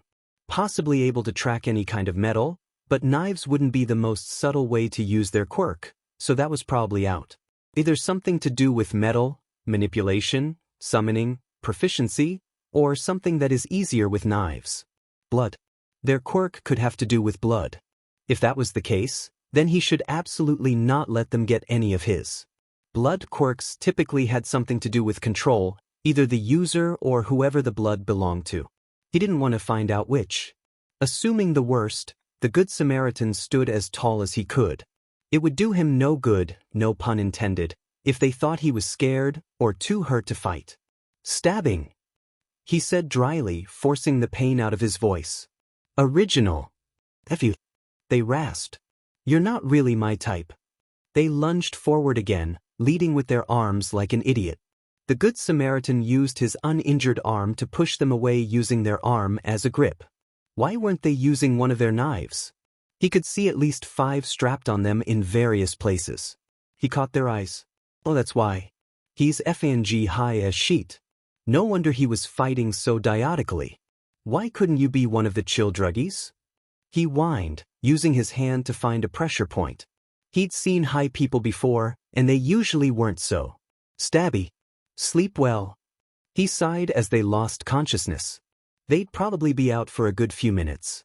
Ignoring his pain for just a few seconds longer, he left an anonymous tip for the police and left the disgusting alley. He ended up in another disgusting alley not 2 minutes later. The Good Samaritan slumped back into the alley wall behind him. F dash dot. He grit his teeth. It didn't hurt as much as he thought it would, but that didn't mean it didn't hurt like hell. His head was woozy from blood loss and the walking he'd done. He was wrong, he'd die from his vigilantism after all, not his quirklessness. He blinked and found it significantly harder to open his eyes. That's not ideal. Or maybe it was he didn't know. He'd prefer his body not to be found in his vigilante clothes, but sometimes that's just how the cookie crumbles. He should have gone to that cafe again, even if present Mike was there. They had the best FNG cookies. It was stupid he was wasting his time thinking about food, but he didn't care. He should care, right? He was dying. He'd lost a lot of blood, and he didn't know how much. Was deadly, but he had to guess that the amount he'd lost wasn't healthy. He was dying. He was upset about it, right? Not really. Not beyond being annoyed with the idea of everyone knowing the quirkless Deku had gotten himself killed for doing something you needed a quirk to do. Izuku blinked slowly, breathed slowly, and let go of his shoulders slowly. He blinked. The Good Samaritan took his drawstring backpack off painfully, wrapping the string around his shoulder and tying it as tightly as he could with one arm. He had bandages in the bag, but he didn't know if he could open it, and even if he could, that might take too long. He could slow the bleeding, but that wouldn't be enough. He'd probably pass out from blood loss soon. A few minutes if he fought it. Using his good arm, he pulled out his phone. He opened his contacts and clicked Purple Boy. Green Boy. You are gonna go to UA. Irvi 1 Essel. Izuku blinked. His hands were shaking. Or was that his vision? If it was both, would it be extra shaky or would they cancel themselves out? He exited Purple Boy and clicked a different contact. His fingers were shaking so much he couldn't be sure he clicked the right photo, but it didn't really matter in the end. He sent it, the caption below it reading, "This you?" Shoyuta had just gotten back from his patrol when his phone buzzed. He checked the screen and dropped his phone. He scrambled to pick it up, BSRD trying to trip him by winding his way between his legs. Finally having his phone back, he clicked the notification. Problem child, 354. Image attached. This you? He blinked. Of course it was a meme. He couldn't stop the snort from leaving him as he let out a minuscule sigh of relief. At least the kid was alive. Eraser, 354. Isn't it a school night? Read, 354. Eraser, 4 o'clock. You alright? Read, 4 o'clock. Eraser, 4:01. You better not be doing something stupid. Read, 4:01. Shoyuta wasn't worried Akatani wasn't responding when he knew he'd read the messages. The kid had been silent for months, texted a photo, and then went back to silence. That wasn't unnerving at all. Akatani was fine. If he wasn't, Shoyuta would raise all FING hell. Hitoshi never slept. Okay, that was a lie, but he didn't sleep very often. He was up at random hours of the night, for once not looking for any footage he could find of Eraserhead. No, he was much more focused on the Good Samaritan. It had taken hours of digging to find the name, and even longer to find a grainy photo.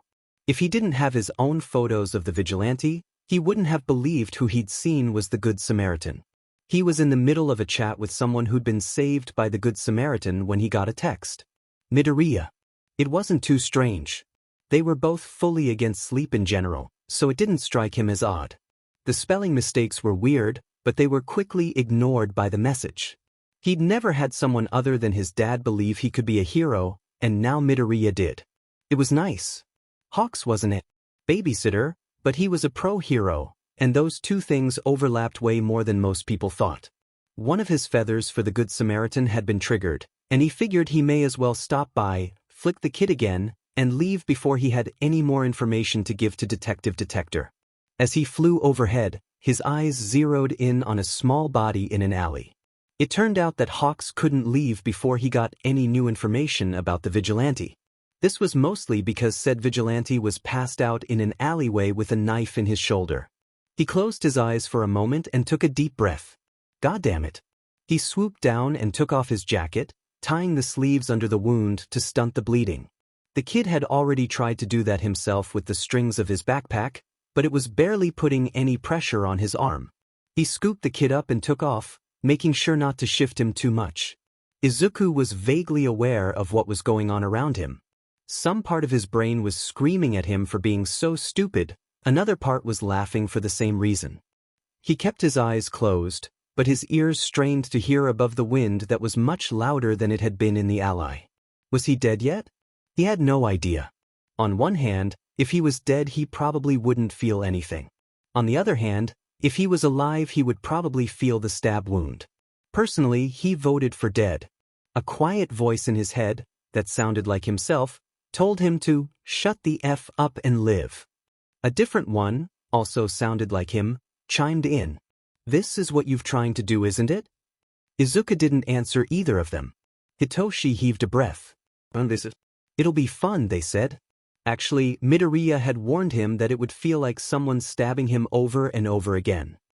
He scoffed lightly, taking a drink from his water bottle. How would Midoriya even know what a stab wound felt like? The most dangerous thing he'd done was drink coffee with an energy drink mixed in. Regardless, Hitoshi didn't like running, but he knew he'd need to train to get into UA. The test was probably biased, and Midoriya agreed, so Hitoshi had bought an old fitness book and tried to follow it. He wondered how Eraserhead trained to get into UA. Had he even gone to UA? Probably. He found it strange though, most underground heroes avoided UA like the plague. With the amount of press that school had, it would be nearly impossible to go into underground heroics after graduating with your face on the news. It just made it more impressive when they did, Hitoshi reasoned. Maybe he should ask Midoriya. He knew a lot about a lot of things, and had more information on Eraserhead than anyone else on the Discord. He'd always refused to say anything, but maybe now that they knew each other he would change his mind? It'd make it worlds easier to get into the hero course with Midoriya in his corner, that's for sure. The Good Samaritan was a stupid name, Hawks decided as he stitched up a stab wound that was in a FING child. It was stupid. Vigilantes were stupid. Society was stupid. The kid was stupid. Everything was goddamn stupid. Fried chicken wasn't stupid, he takes it back. Everything, excluding fried chicken KFC in general, was goddamn stupid. The Good Samaritan didn't even wear a voice modifier. Did he want to be caught? The kid was knocked out, but he'd live. He was like 90% sure, 83.5% at the lowest. He'd been on the verge of needing an emergency blood transfusion, but luckily it hadn't come to that. He would have to call Detective Detector to tell him what happened. But a hero's first and most important job was to keep civilians safe. And despite the Good Samaritan being a so-called vigilante, no one had ever seen him use a quirk, so he could argue he was just a civilian. It was a stupid argument, as most things were, but he could do it, and that was what mattered. He'd drop the kid off somewhere after he recovered a bit and then shoot a text to the detective. Yeah. That would work. What the F was wrong with Hawks?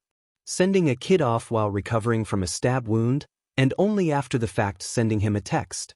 Not only that, the text gave him no information on whether the kid was even alive or not. GS got stabbed so I tried to stitch him up, but dropped him off earlier. Do be like that sometimes. No Mesa was genuinely going to kill a hero, and he didn't think anyone would blame him. Maybe they'd declare him a hero. Not a hero, but the kind of hero from before quirks. He'd be able to retire early and not deal with criminals declaring their innocence when they both knew what his quirk was. He wouldn't have to deal with anyone else, except when they called on him to attend the parade in his honor. He'd be able to afford all the coffee he wanted, though. Espressos. He'd get a nice espresso machine and everyone would leave him alone. Gods, an espresso machine would be great. Unfortunately, an espresso machine was only a fantasy. For now he was stuck with the crappy coffee maker the department had. The one that had to be given a good smack to start pouring. Or stop pouring. Or to start brewing. Or stop. It really just needed to be smacked to do anything. The coffee was either so strong you could chew it, or so weak it was just hot water. There was never an in-between. Was it so bad that he just wanted a decent cup of coffee without having to worry about kid vigilantes getting stabbed? No, Amasa didn't think so. Yeah, it'd be great to know if the kid was alive, but was it worth not going to his favorite cafe to get a coffee in order to spend his time trying to contact Hawks? He sighed, calling the number 3 hero again. Apparently it was. Shoyuta wasn't worried about Akatani. Hisashi was worried enough for the both of them. What if I text him? The blonde spoke over his tea. Do you think he'd respond if it wasn't you? Shoyuta glared at his husband. And what's that supposed to mean? That's not what I meant, Sho, and you know it. He groaned, dropping his head onto their table. I'm just worried. Obviously. Hisashi shot a glare with no heat. How could I marry such a grouch? No one else would. A gasp. How dare you? I'd leave if it weren't for our son. Our what? Hisashi smirked and pulled out his phone, going to his photos. The picture of Akatani taunted him. How could you forget our son, Sho? I knew you were cold, but I never imagined this. He's not our son. Fine. He's your son. Shoyuta glared, but didn't deign a response. Hisashi would never give it up. I think we should stop by the library today. Hisashi said, changing the subject. And why is that? We need a parenting book, obviously. The sound of Shuta's head crashing onto the table could be heard across the city. When Shoyuta had found out that the Good Samaritan had been stabbed, he had almost pulled all of his hair out. Hisashi hadn't been much better, stress cleaning their apartment for the 15th time while they waited for news. The news they got came in the form of a text from the number 3 hero himself. GS is a live shrug emoji. What the everlasting F was that supposed to mean? Shoyuta couldn't catch a break. First, Akatani ghosted him, a phrase he wouldn't admit he learned from the Discord dedicated to himself, and now the Good Samaritan was getting himself stabbed. It was almost as if they were teaming up to make sure he never had any peace of mind. Shoyuta glared down at his last conversation with Akatani. How could he make sure the kid was alright if Akatani didn't let him? He sighed and dropped his phone into his lap, leaning back into the couch. What good was being a hero when he couldn't protect this kid? None of his resources worked. Akatani didn't trust him enough to talk to him about his problems. Shoyuta didn't have his real name to look him up. He didn't have a quirk to look up. He didn't have a phone number to track. Holy FING sheet. Shoyuta was a motherfucking Ida. When Naomasa picked up his phone, he didn't expect to hear the near-frantic tone of Aizawa Shoyuta. I need you to track the location of this number. Naomasa blinked down at his first cup of coffee, if he could even call it that. What? I need you to track the location of this number. Naomasa was silent for a moment before sighing. What's the number? He typed it in after signing into his computer. Shoyuta? Naomasa's voice was hesitant. Well, where's the phone? What's the name under? Izuku woke up on his fire escape. It had been a couple days since he'd been stabbed and then stitched up by the number 3 hero, something he never thought would happen to him. Clearly some god above had pulled enough strings to keep him alive. He was probably their only source of entertainment. Watch the poor quirkless kid try to prove he's something more than a Deku and fail over and over again. What fun. It didn't help that his nightmares were getting worse. Surprising no one, he was constantly fighting back sleep. Recovering from a stab wound is exhausting after all. But Izuku refused to sleep, the scar on his chest burning every time his eyes drooped for a moment too long. It was worse now that he was actively injured, his dreams pulling in new fears and situations to make him wake up in a cold sweat with a scream barely held in. He was fine. He would always be fine. He was sure that if he was awake enough, he would have waved Hawks himself away, claiming he would be all right. It might not be the best mentality, but he was too busy trying not to sleep to acknowledge that. He went about as usual, texting Shinso memes, hiding from Kaken, going out as the Good Samaritan. Yeah, even he could admit that it wasn't the best idea, but he couldn't stop just because he was stabbed, right? It's not like he had anyone at home waiting for him. He didn't even have to sneak out. His mother was always at work, so all he had to do was leave via his fire escape. Maybe the Good Samaritan should have stayed home. Maybe he should have ignored that mugger. He knew it was in Eraserhead's patrol route. He also knew he was out during Eraser's patrol time. Maybe if he hadn't stepped in he wouldn't be wrapped in a capture weapon that was somehow not aggravating his shoulder. You were stabbed. Eraser says dryly, glaring at him as he holds him in place. The Good Samaritan stayed silent. You were stabbed. He repeated. And yet for some reason you're out here fighting muggers. He sighed, and released the Good Samaritan just enough that he could move a bit. Are you doing, kid? The Good Samaritan half shrugged, feeling unable to speak. He didn't know why, but his words wouldn't move past his mouth. Eraserhead looked the most tired he'd ever seen him. Didn't he know being tired could get you hurt during patrols? Eraser dragged a hand down his face, his capture weapon relaxing the rest of the way. Right as he was about to bolt, Eraser glared at him. Don't even think about it, kid. I'm this close to dragging you to the station. He held his fingers so close together that it looked like they were touching. As it is, I'm only going to ask you why you're not resting. He half shrugged again. Eraser shot a deadpan look at him, reaching into a pocket and pulling out a jelly pouch. He sat down on the edge of the roof, not facing him. Seizing the opportunity, the Good Samaritan began backing up, but Eraser's capture weapon caught his wrist before he could get far. A slight tug on his wrist, and the Good Samaritan internally sighed before letting the scarf-like object pull him closer to where Eraser sat. Sit, was all the hero said, flicking his wrist and calling the capture weapon back to rest on his shoulders. It did as he was told, sitting 1.5 meters away, keeping his eyes forward, but staying aware of the hero beside him. Why are you out here? In general? He responded without thinking, his mask muffling the sound and making it sound farther away than it was. Eraser deadpanned at him again. Why are you out here when you're recovering from a stab wound? The Good Samaritan blinked behind his goggles. He could say a lot of things. He didn't want to sleep, he couldn't stand the idea of being at home, he was so tired of everything, and would it really be that bad if there was another accident while he was out here? He clenched his hands, nails digging into his palm, leaving crescent-shaped marks. I was bored, he said meekly, shoulders hunched. It sounded like bullshit even to him. By the way Eraser's eyebrows rose, he thought so too. There are less dangerous ways of curing boredom, he said instead of calling out his blatant lie. Listening to music, stargazing, going to cat cafes, Discord, to name a few. All 4 were things Eraser had seen Izuku do. Did he know? How was that possible? Had Hawks snitched on him? They'd eaten fried chicken together and he'd promised he didn't check under his mask. Why wasn't he being escorted to the station? His mind swirled. Was this it? Was this how he was caught? Because he was stupid enough to go out when he knew Eraser was on patrol? Izuku wouldn't even be able to say bye to Shinso. There are less dangerous ways of curing boredom, he said instead of calling out his blatant lie. Listening to music, stargazing, going to cat cafes, Discord, to name a few. Shoyuta only mentioned these because he knew Akatani did them.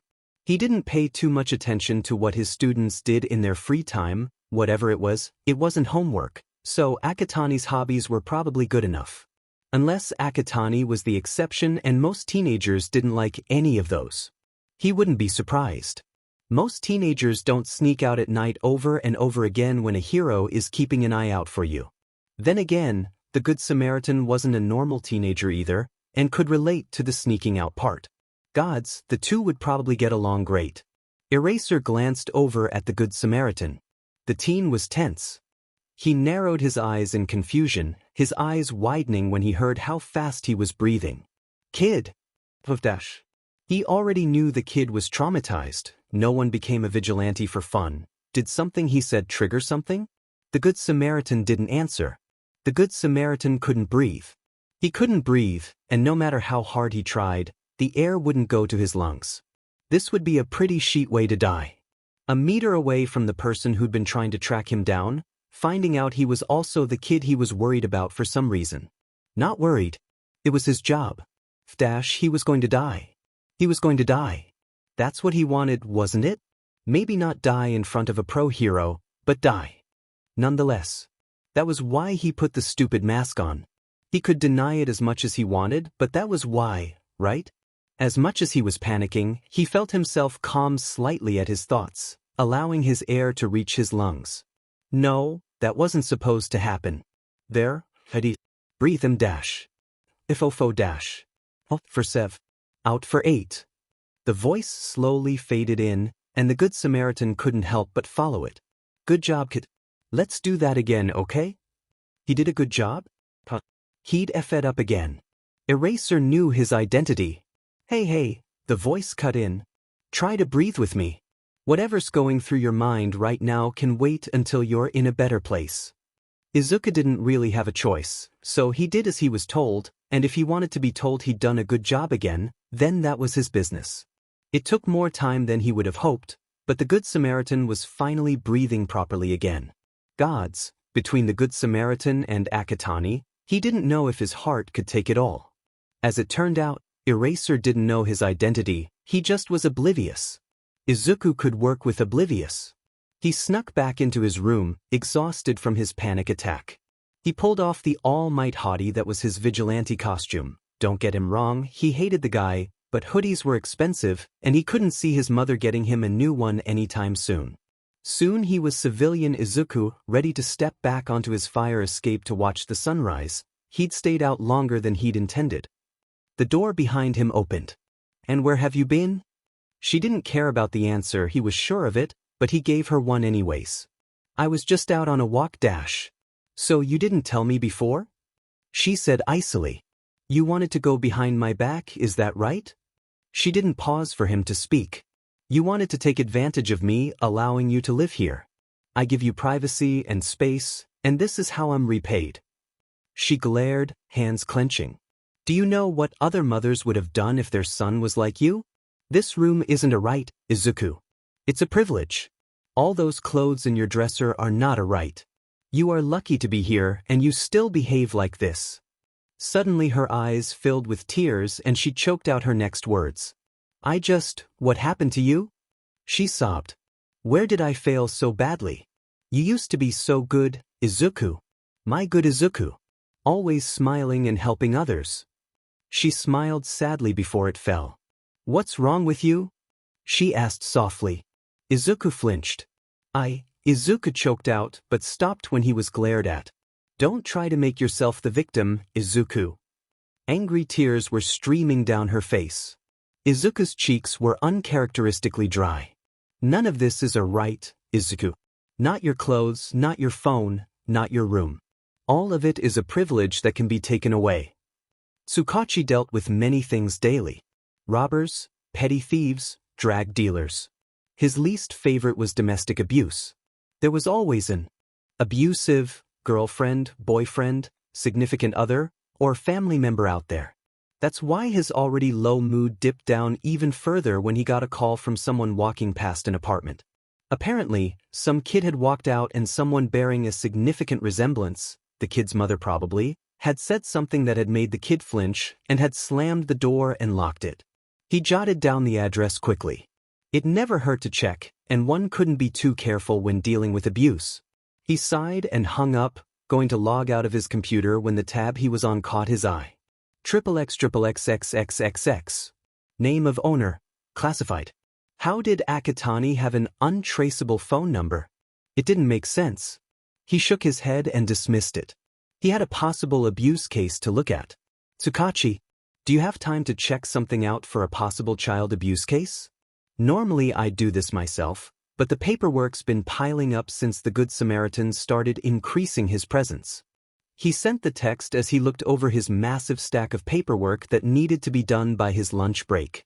He hated child abuse cases, as any decent human would, and so what if he had Eraserhead check in so that he didn't have to? From his perspective it was just punishment for the fact that Eraser still hadn't gotten the Good Samaritan to quit his vigilante work. Eraserhead, I'll drop by for the file. Izuku was, in simple terms, still recovering from having a panic attack in front of his favorite hero. Yes, he finally admitted he didn't like All Might anymore, even if he wore his hoodie out for patrols. As if that wasn't enough, things had gotten worse between his mother and him. She'd kicked him out for the day, and he wasn't sure what he was supposed to do. He had no money on him, he was very much broke, so he couldn't go get lunch, or even go sit in a cat cafe. He probably wouldn't do that anyways. Anytime he passed by his usual cafe, Yamada Hizashi was there more often than not. Not that he had anything against him, but Izuku would rather not give Aizawa any more information about himself. So there he was, wandering around the city, ignoring his hunger like he had been doing a lot recently. His head clouded over, barely aware enough to avoid running into other people. It was a relatively nice day, but Izuku didn't really notice it. He didn't really notice anything, actually. He blinked and glanced at his phone. It was at 7% and was shit at retaining battery. He could either let it die within the hour or power it off and power it back on if he needed it. If he remembered correctly, passive battery usage would decrease the battery by 1% every half hour. He timed it one night while trying to stop himself from texting Eraserhead. If he powered it off, it would take about 25 seconds to power up again and use 2% battery to do so. He didn't mind the power-up time, so he shut his phone off, continuing his walk. It was a full 3.5 hours, long enough that his phone would have died had he not turned it off, before anything noteworthy happened. As was usual for Izuku, noteworthy didn't mean good. This time he'd noticed he was being followed by a small group of teens. He recognized them, they were all siblings of his classmates. He glanced behind him and yep, they were still following him, though he hadn't been trying too hard to lose them. What was the worst they could do? Shove him around a bit and call him names like their younger siblings did? Evidently it had slipped his mind that one of their siblings was famous for their finger quirk. He ducked into an alley between a department store and a, not cat, cafe, wanting to get this over with. The longer they followed him, the worse it would be for him, after all. Evidently, it had also slipped his mind that he was still recovering from being stabbed. Luckily, he remembered just in time to feel someone grip the very same shoulder tightly and spin him around to face them. He bit his tongue to keep the hiss of pain in and didn't meet the group's eyes. Well. One said, and if Izuku wasn't as tired as he was, he probably would have realized how stupid the boy sounded when he said that. It was like he'd watched spy movies for weeks straight and had picked the villain's most common lines to use. Didn't think little Deku would be out and about. Yes, he got it, he was short. Could they pick something new to make fun of him for? Obviously not. Hitoshi did what he did most weekends, stay online trying to compile evidence and testimonies from people also online. Call it a guilty pleasure, but he liked finding all the information he could on underground heroes and now a certain vigilante as well. Letting his eyes take a break from staring at his computer screen, he directed them to focus on his phone's screen. No new messages. That in itself wasn't very odd. He didn't get notifications from any games, and it was rare for something to happen on any social media that wasn't Discord. But he'd texted Midoriya, he'd told him to call him Izuku the last time they'd hung out, but Hitoshi still felt weird doing it, and he hadn't gotten a text back yet. He knew the green-haired boy had things to do, but he rarely let a text sit for more than 20 minutes without at least reading it. There was no read sign under the text, and it had been 2 hours since he'd sent it. Hitoshi wasn't worried to say, just slightly concerned, but could anyone blame him? Well, maybe they could. After all, Izuku probably had a reason he was texting late. Maybe his phone died or he was being mugged. He tried not to focus on the second possibility. Whatever the reason, Hitcher knew he wasn't being ghosted, one thing he knew Izuku would never do. Normally, that would be what he assumed happened, but after months of hanging out after years of chatting on Discord, Izuku just didn't seem like the ghosting type. His phone buzzed. Hitoshi was right? Izuku wouldn't ghost him. Bush boy. Current location shared. When Hitoshi went to the location, after pushing his first thought aside because no, Izuku wasn't like his classmates.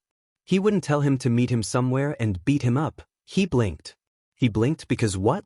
What the F? Why, the ever-loving actual F was his best and only friend, the person who tore down his walls, took him to cat cafes, helped him train for the hero course, lying in a pool of FNG blood. He fumbled with his phone, hitting his most called contact. It barely rung before it connected. Hey Toshi, what's up? I need your help. Shoyuta picked up the file of information, headed in the direction of the address written down. The file didn't have much information, just an apartment number and a brief description of events. He hoped this wasn't going to go the way he had a feeling it would. Shinso Tamatsu loved his son. Hitcher was the light of his life, or rather, the sarcastic little sheet of his life. The point was he loved his son. Hitoshi was the reason he'd gotten his nursing degree, why he'd learned how to cook more than instant ramen, and why he learned about his love of cats. Every good thing in his life had come from his son. It's why he worked hard to make sure their relationship was doing well. After his mother, the quirkest fucker, had left, he'd had to fight tooth and nail to make sure Hitoshi knew that he wasn't going to leave. He wasn't sure he'd be able to take it if he saw his son so devastated again. So, Saturdays were movie nights. Both picked a movie and they watched them together, picking it apart sarcastically. At least once a week they made dinner together, and almost every day of the week they ate together. He learned about underground heroes so he could talk about them with Hitoshi, and bought an Eraserhead scarf as soon as he found out it existed. At this point, he probably knew more about underground heroics than most hero students. The point was, Hitoshi was extremely important to him. He'd had a bad feeling all day, so when his son called, he picked up immediately, excusing himself from the meeting he'd been in. "Hey Toshi. What's up?" "Dad?" Hitoshi sounded terrified, and he was immediately leaving. "The meeting. I need your help." Tamatsu said upon entering the alley. "I know you said he got hurt, but you didn't say it was this bad, kid." He ran a hand through his hair, approaching his son who was on the ground next to his friend. The friend who had been brought up in so many of their conversations and had helped Hitoshi gain the confidence to approach him about joining the hero course. He would have had no idea about his son's dreams if that boy hadn't proven that not everyone was an a-hole. Hitoshi sprang up and wrung his hands anxiously. Tamatsu shook his head slightly. "Don't apologize, kid." He sighed, setting down his first aid kit and sitting beside the kid, Midoriya, if he remembered correctly. Checked Midoriya's pulse, temperature, and pupils. The kid was covered in bruises, a concerning amount around his neck. It didn't seem to be enough for the kid to have passed out from oxygen starvation, but enough that it would be difficult for him to speak for at least a few days. Small cuts lined his arms, but the straight, purposeful scarring on his arms was more concerning to Tamatsu. "He's definitely stable," he said, brushing his own thoughts aside. The most bleeding had come from the cut on his forehead, but it wasn't bad. Hitoshi sagged in relief. "So, we'll load him into the car and take him to the hospital for observation. He's probably out due to a quirk, so it'd be safest to have him there when he wakes up." He turned around, but Hitoshi was shaking his head. "He'll freak out if he wakes up there, Dad." He took a deep breath, looking down at his friend. "He's had some bad experiences with doctors and hospitals." Tamatsu narrowed his eyes. "The same kind of bad experiences you had?" Hitoshi nodded. Tamatsu sighed. "All right, no hospital. But we're not waiting in this alley for him to wake up. Do you know either of his parents' numbers?" Hitoshi shook his head. "Right, then we'll set him up in the guest bedroom and make sure he calls them when he wakes up." Turns out Midoriya couldn't call his parents. His dad wasn't in the picture, and his mom had just gotten a new phone number and Midoriya hadn't updated her contact in his phone yet. Plus, his phone had died, and they didn't have a charger that would work for his phone. Regardless, Tamatsu did what every good person would have done, fed the kid, given him a change of clothes, had him shower, and took him to the police station to report the assault on him, even if the kid insisted that it wasn't necessary and it was just a bit of roughhousing. Izuku walked into the police station, his head down. Hitoshi and his dad were walking in behind him, and he wondered if their kindness would extend to him after the police pulled up his file and mentioned his quirk status. Hitoshi gripped at the sleeve of the hoodie he'd lent Izuku. Izuku looked to his friend, avoiding his eyes. "You all right?" Izuku shrugged. Hitoshi looked up at his dad, having a silent conversation with him before pulling Izuku off to where a few uncomfortable-looking chairs and couches sat for people waiting. He pulled him to one of the couches and sat him down, sitting next to him. "It's gonna be okay," Hitoshi said shakily. "Dad's dealing with everything. All you have to do is tell them what happened." None of that made him feel better, though he knew it should have. No one was going to believe he'd been attacked unprompted. He'd be lucky if they didn't just turn him away after they saw he was quirkless. Naomasa Fing knew it. He knew today was going to be awful. It was only cemented when a kid walked in with a friend and their dad, filing an assault. He tidied up his office before having their latest intern show the three of them in. "Hello." He smiled warmly at them each in turn, but the one who had been assaulted, Midoriya Izuku from the paperwork Shinsu-san had filed out, didn't meet his eyes. I'm Detective Tsukachi. I'll be taking your statements and looking into this. Shinsu-san nodded, as did his son. They looked like copies of each other, he noted amusedly. Right. He continued. First things first, I want to talk to Midoriya-kun if that's all right with you, Shinsu-san? The tallest of the three quirked his head. Alone? Doesn't he need a guardian here for that? Naomasa smiled. He'd only need a guardian if this was an interrogation. As it is, he's perfectly all right to do this alone. He paused, glancing at the kid. Unless he'd prefer to do it with either of you here or wait for a guardian? He directed his question at Midoriya. Midoriya shook his head. I can do it alone. He said softly. But Naomasa's smile dimmed, but he went with it, directing the two Shinsus back to the waiting area. Shoyuta knocked on the door. He waited a few seconds as someone shuffled on the other side. A lock clicked, and a short woman with a kind face and green hair opened the door. How can I help you, sir? Someone reported a sound disturbance here earlier today, and I was sent to check on everything. He said dryly, pulling his hero license out and handing it to the woman. She barely looked at it before nodding and inviting him in. She babbled something about not expecting company, but Shoyuta filtered that out as he took in the homely apartment. Comfortable-looking couch, small TV. A few frames lined the wall, but none of them had people in them. They were all scenic pictures. A glance at the kitchen told him that the woman, Midoriya Inko as she's introduced herself, liked to keep things neat. There were no dishes in the sink or crumbs on the counter. By all accounts, it looked as though she lived there alone, but a second pair of house slippers proved that wrong. They were childish heroes on the fabric. For a home with a teenager, as had been reported, the home looked nothing like what he imagined a teenager's house would look like, and he'd seen several of his students' homes while meeting with parents. It left him with a sour feeling. Shoyuta held a cup of tea that he knew he wasn't going to drink as he listened to Midoriya Inko wave away the noise complaint. They must have heard Izuku. She sighed. We had an argument about school and he stormed out. She shook her head. Shoyuta made no expression.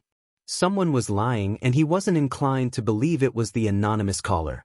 He nodded along, listening to her prattle about this and that as he took a closer look at the apartment. He compared it to every home he'd ever seen that housed a teenager, including his and Hisashi's when they were younger, and found few similarities beyond that they both had couches. No family or school pictures. No items strewn about the room. No scuffs or stains on the carpet, caused by mishaps. It put him on edge. And you know kids always hiding things. Shoyuta zoned back into the very one-sided conversation. HM. And what do you think he's hiding from you? Inko didn't hesitate. He's probably joined a gang. She said dryly. Shoyuta stopped himself from raising an eyebrow. While that wasn't impossible, it was definitely jumping to conclusions to assume your child was joining a gang because they weren't as open with their parent. Teenagers typically started to become more independent. They didn't tend to enjoy spending as much time at home as they had before, usually with friends. Though her assumptions could be helpful for him. Shoyuta set the cup down. Well, if you'd like, I can check his room to see if there's any evidence of that. Shoyuta imagined most parents would be hesitant to send a stranger into their child's room, but Midoriya Inko held no such reservations. Izuku's room was slightly more normal-looking in Shuta's opinion, but not by much. The walls were an obnoxious yellow. There were 2 posters on the wall, one of which was Present Mike. There was a desk next to the window, which was open. Everything was neat. Neat wasn't the right word, actually. The room was empty. There was a desk, a bed, and a small dresser.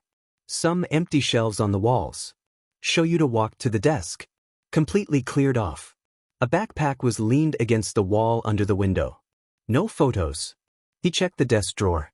A clear pencil box with a few pencils and a pen. His face scrunched slightly in confusion. Even his room had had a few photos in his drawer, after Hisashi had called him sentimental for keeping them out. He didn't even see a phone charger. While he hated the idea of invading this random kid's privacy, Midoriya Inko was standing at the door. Shoyuta held in a sigh and moved to look under the bed. There was nothing shoved under. Not even dirty clothes or crumpled paper. He moved on to the place he very much did not want to snoop, the dresser. He opened the top drawer, regretfully shifting through the shirts. There was nothing there, and he doubted he would find anything other than clothes in any of the drawers. There was nothing in the dresser that concerned him other than the relatively small amount of clothes. Shoyuta supposed they could have moved there recently, but he confirmed that wasn't the case when he asked Midoriya Inko. Her and her son had lived there for his whole life. Naomasa sighed internally, pulling out a notepad and pen, gesturing for Midoriya to sit across from him. They both sat down and Naomasa tried not to focus on the black eye the kid sported. Let's start from the beginning. When did this happen? I think it was around 3. Where were you? Midoriya shifted. I'm not sure. I was just wondering, I guess. Naomasa smiled reassuringly. The kid was clearly nervous, if the way he was clenching his hands in his lap was any indicator. Can you tell me what happened? I got pushed around by a few people, then texted Shinso Hitoshi. He brought his dad. We went back to their apartment after he checked my cuts. Naomasa's eyebrows furrowed. He'd have to be more specific with his questions. Did you recognize the people who attacked you? Midoriya winced at the word attack. No lie. Can you describe them?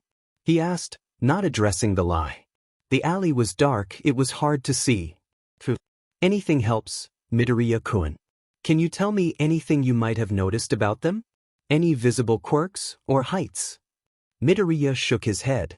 Naomasa sighed aloud this time, setting his notepad down. Kid, my quirk is called lie detector.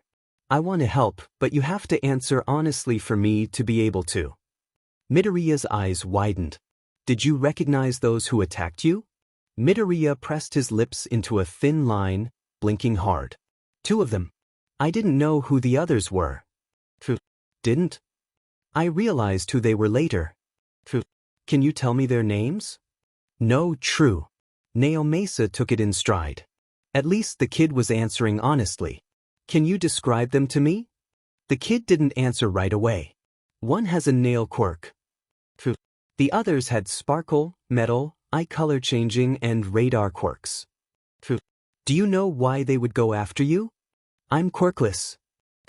He said, wincing again as he shrugged. Are you in a lot of pain right now? He asked. The elder Shinso hadn't mentioned a shoulder injury in the official report. Midoriya looked at him blandly as if to say, the F dash? I was just attacked. Do you think I'm not in any pain? Why were you out today? Naomasa continued. My mother wanted me to spend the day out. Something about the way he said it made Naomasa feel like he was missing something. Why is that? We had a disagreement, so she wanted me out of the apartment. What? His mother had kicked her kid out because of an argument? What's your address? Midoriya told him. It matched the one the anonymous caller had given him earlier that day. Naomasa bit back the swear that was about to leave his mouth. The possibility that this was an abuse case kept going up. Can you tell me about your relationship with your mother? Long story short, Izuku was going to a foster family for the next 3 days while Detective Tsukachi conducted an investigation on his mother. Izuku was fully repressing how he felt about that. He was trying his best not to think of the face the detective had had when he described his home life as vaguely as possible. It wasn't that bad, so why had he seemed so sad? Why were Hitoshi and his dad so worried about him? He'd be gone for a few days and then sent back to the apartment. It would be fine. He was trying his best not to think about how kids like him were treated in foster homes. All things considered, his experience in the foster system so far wasn't horrible. Granted, he'd only been in the system for the past 4 hours, but the social worker seemed okay. Awaya Aki was relatively quiet and had been going over paperwork with the detective for the past hour so she could take him to a home. She hadn't scowled at him when she'd found out he was quirkless, and she hadn't looked at him in pity. Izuku would compare her expression to a vague disinterest. Awaya didn't address Izuku as she asked questions, facing the detective and rarely glancing back at where he was sitting. It gave Izuku a moment to breathe finally. Foster homes were interesting. At least, Izuku's was. The house was well kept and looked big enough for the amount of kids that lived there. He didn't know how he felt about adding himself to that number. Actually he did. It was stupid. It was stupid, and he wanted to walk away as soon as Awaya's car parked. However, Awaya was holding onto his bag. Probably after a different kid had made a run for it. Instead of sprinting off like he wanted to, he followed Awaya, who had yet to speak to him at all, now that he thought of it. She knocked on the door. A few seconds passed and an older woman opened the door with a strained smile. She opened it wide enough for them both to enter and shut it behind them. The two adults exchanged glances and Awaya handed over the stack of paperwork to the woman and dropped Izuku's bag. The duo spoke for a few minutes in hushed words that Izuku couldn't hear, and then Awaya left, glancing back at him briefly and giving him a half-hearted thumbs up. "It's a pleasure to meet you, Izuku," the woman said, her strained smile remaining. Izuku bowed. "Thank you for taking care of me," he said somewhat dryly, exhaustion from his day catching up with him. The woman laughed. "Now, Izuku. I'm sure a boy your age won't need to be taken care of." She gestured to the hallway. "Get those shoes off and I'll show you where you'll be staying, alright?" Izuku complied, shouldering his backpack as well as carrying his shoes with him. He'd rather keep all his stuff with him than leave it lying around where the other kids could get to it and hide them from him.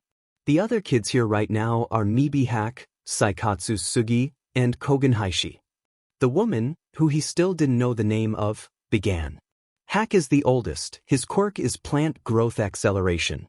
Sugi is your age, he can reanimate small animals and insects for small amounts of time.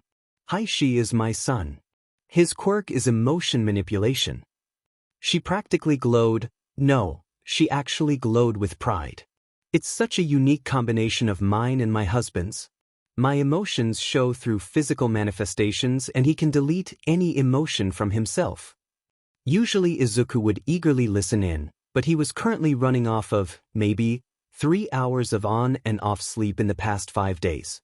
Instead, Izuku nodded his head vaguely and followed her, Kogen, his mind supplied, up the stairs to a cramped-looking attic that was split in half. One side was full of storage and the other was a makeshift bedroom. A curtain separated the two sides. "We don't normally hold more than 3 kids here at once, so we had to rush to put this together for you." She looked at him as if expecting something. "Thanks," he said after a moment. "It's nice." It wasn't really a lie. He'd expected much worse from a foster home, but there was a futon ready to be rolled out, and a small dresser. There was a circular window with a tree in front of it. The floor was dusty, but he didn't really mind. He could probably find a broom somewhere. Shoyuta didn't find out until he dropped by the station to warn Naomasa about Midoriya Inko that her son had been sent to a foster home. When he first heard, he simply blinked. It was probably the best course of action, the most logical. Then he'd been handed the case file. Green eyes stared up at him. Details of his assault glared at him as he tried to slow his heart. His quirk status immediately explained so much of Akatani Midoriya's actions. Staying quiet. Knowing when people were around him. Flinching. He'd no doubt been bullied, and Shoyuta gritted his teeth when he realized he was right about the kid's home life. Hizashi thought it was bullshit. "They sent him to a foster home," he said calmly. Shoyuta nodded. Hizashi took a deep breath. "They took him to a foster home, and you didn't offer to foster him?" Shoyuta sighed. "I talked to Naomasa, but because I'm already a part of the case, I can't foster him as well. I'd be taken off the case." "Who cares? Be taken off the case. Let some other hero deal with it and we can make sure the listener is actually being taken care of." "Gods, Zashi. I want to do that so badly, but knowing that he's quirkless, I can't trust other heroes not to half-ass the case and send him back." "Yeah." Hizashi glared at a picture frame. "They're definitely not going to discriminate against him in whatever home he's in." Shoyuta reached for his husband's hand, squeezing it. "Zashi, the best we can do is close this case as soon as possible. Naomasa picked this home personally. He sends the kids with villainous quirks there. He's interviewed all the kids who live there and they're doing fine." Hizashi squeezed Shuta's hand back. "As soon as the case is closed, we're gonna bring the papers to Naomasa." Shuta's frown softened until it was not quite a smile, but showed his contentment. Naomasa was having a bad day. It started with a 14-year-old child coming in with bruises and cuts lining most of his body. It continued as the child had to be removed from his mother's custody while they opened an investigation.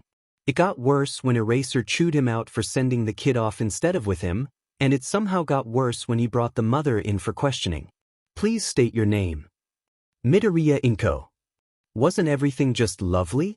Everything was fine. Naomasa didn't need vodka, he was doing perfectly fine.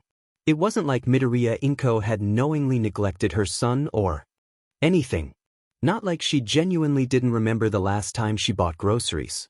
Or talked to her son outside of fighting with him. Or even seen her son.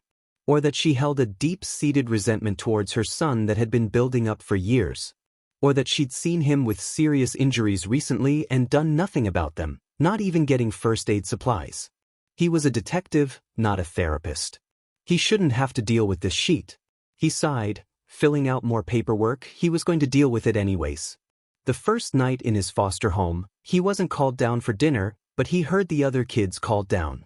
His phone charger was still in his backpack. The attic didn't have any outlets, so he couldn't charge his phone anyways. Regardless of anything else, the fact was that everyone else in the house was asleep and Izuku was bored out of his mind. He was hungry too, but that was far easier to ignore. He guessed it was about midnight, around the time he usually went out as the Good Samaritan. Digging in his backpack for his bright yellow all-might hoodie that served as his vigilante clothes, he wondered if he was close to his usual patrol.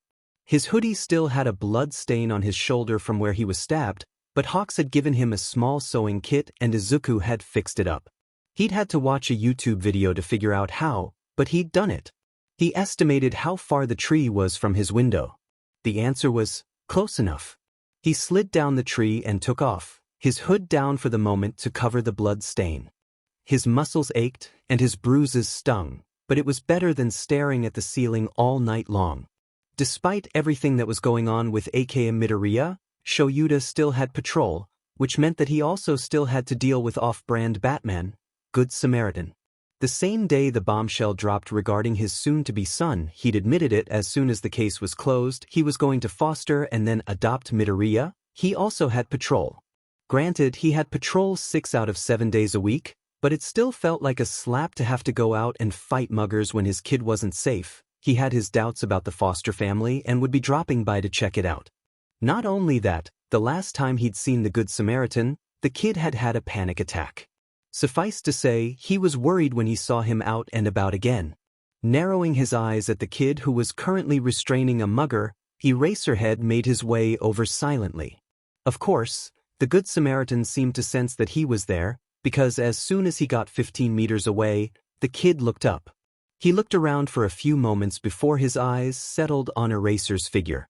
Suddenly the kid was rushing to finish putting the zip ties on the guy's hand, calling out a brief goodbye to the victim and running off. With a sigh, Eraser made up his mind.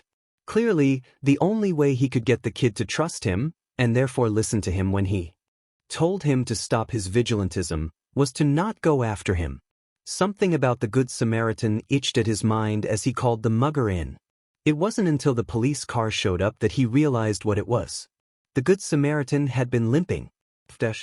Eraser didn't wait for the police to get out of the squad car before he was sprinting in the direction of the Good Samaritan. Yes, he wanted the kid to trust him, but he wasn't going to let him fight injured either. Even though Izuku no longer had to deal with Inko, for the next few days until he was sent back at least, he still had to deal with Eraserhead. After he'd limped off, he'd attempted to put as much space between him and the hero as possible. Unfortunately for him, the hero was much faster than he was on a normal day, let alone when he was limping. "I'm not here to take you in," Eraser said calmly, hands up and making no move to get closer. Izuku blinked. Did Eraser think that that was why he was running? Well, maybe it was a little bit, but it was mostly because the last time he'd seen Eraser, he'd been having a panic attack.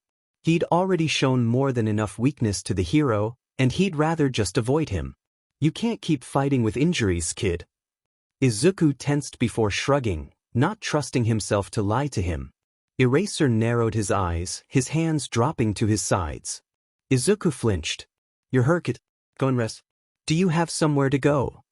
Under the hood, Izuku's eyes unfocused for the briefest of moments. Did he have somewhere to go? His mother's apartment was no longer a choice. Should he even bother going back to the foster home? He could just not go back, that was always an option. But did he have somewhere to go? Yes. He lied. As Eraserhead studied him for a moment, Izuku didn't know if Aizawa believed him. It didn't matter. It wasn't like he was going to check up on him anyway. A week in foster care was longer than Izuku thought he'd be there. Maybe there really was something wrong with how he was living before? That couldn't be it. They probably just didn't care that much about actually doing an investigation because he was quirkless. It wasn't like that sort of thing hadn't happened before.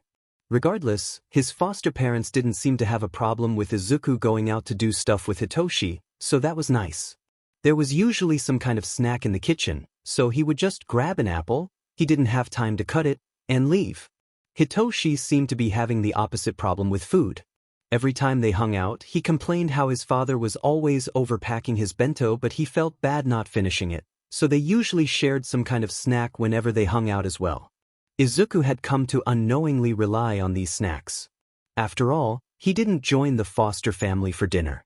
It wasn't that he wasn't allowed to, but he was just never told the time for dinner, and it seemed to change. Plus, the house was mostly teenagers, so there were never any leftovers. It crossed his mind that he hadn't properly met any of the other boys in the home, but he brushed that aside as he saw Hitoshi walk into the park that had become their unofficial meeting spot. Izuku dismissed his disappointment when he noticed Hitoshi wasn't carrying a bag. "Yo." Hitoshi greeted. "I heard about this cat cafe the other day. Apparently they just got a few new kittens." That was all Izuku needed to drag himself up from the swing he was on and pull his backpack on. He never left the home without it. While his foster parents seemed nice, he didn't trust the kids not to take or hold his stuff for ransom. "Say no more," Izuku said, letting Hitoshi lead the way to an all-too-familiar cafe. Hisashi spent more time than he'd like worrying over Midoriya. He and Shoyuta had already cleared out their office and converted it into a bedroom. He'd been thrilled to hear that the listener had one of his posters on his walls at his old apartment and had gotten exclusive merch from a few of his coworkers and left it in a box in the room. He'd stopped by several different cafes around the area, and if Shoyuta noticed, he started going to ones closer to Midoriya's foster home. No, he didn't. He always ended up going back to the cafe he'd first seen Midoriya at, though. According to a few of the workers, they hadn't seen him come in recently, but he could have just been there on someone else's shift. He sat down at his usual booth, his tea sitting next to his laptop.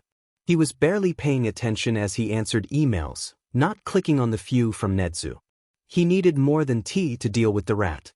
His ear that was facing the wall held an earbud as he listened to the up-and-coming artists and took note of a few for his station.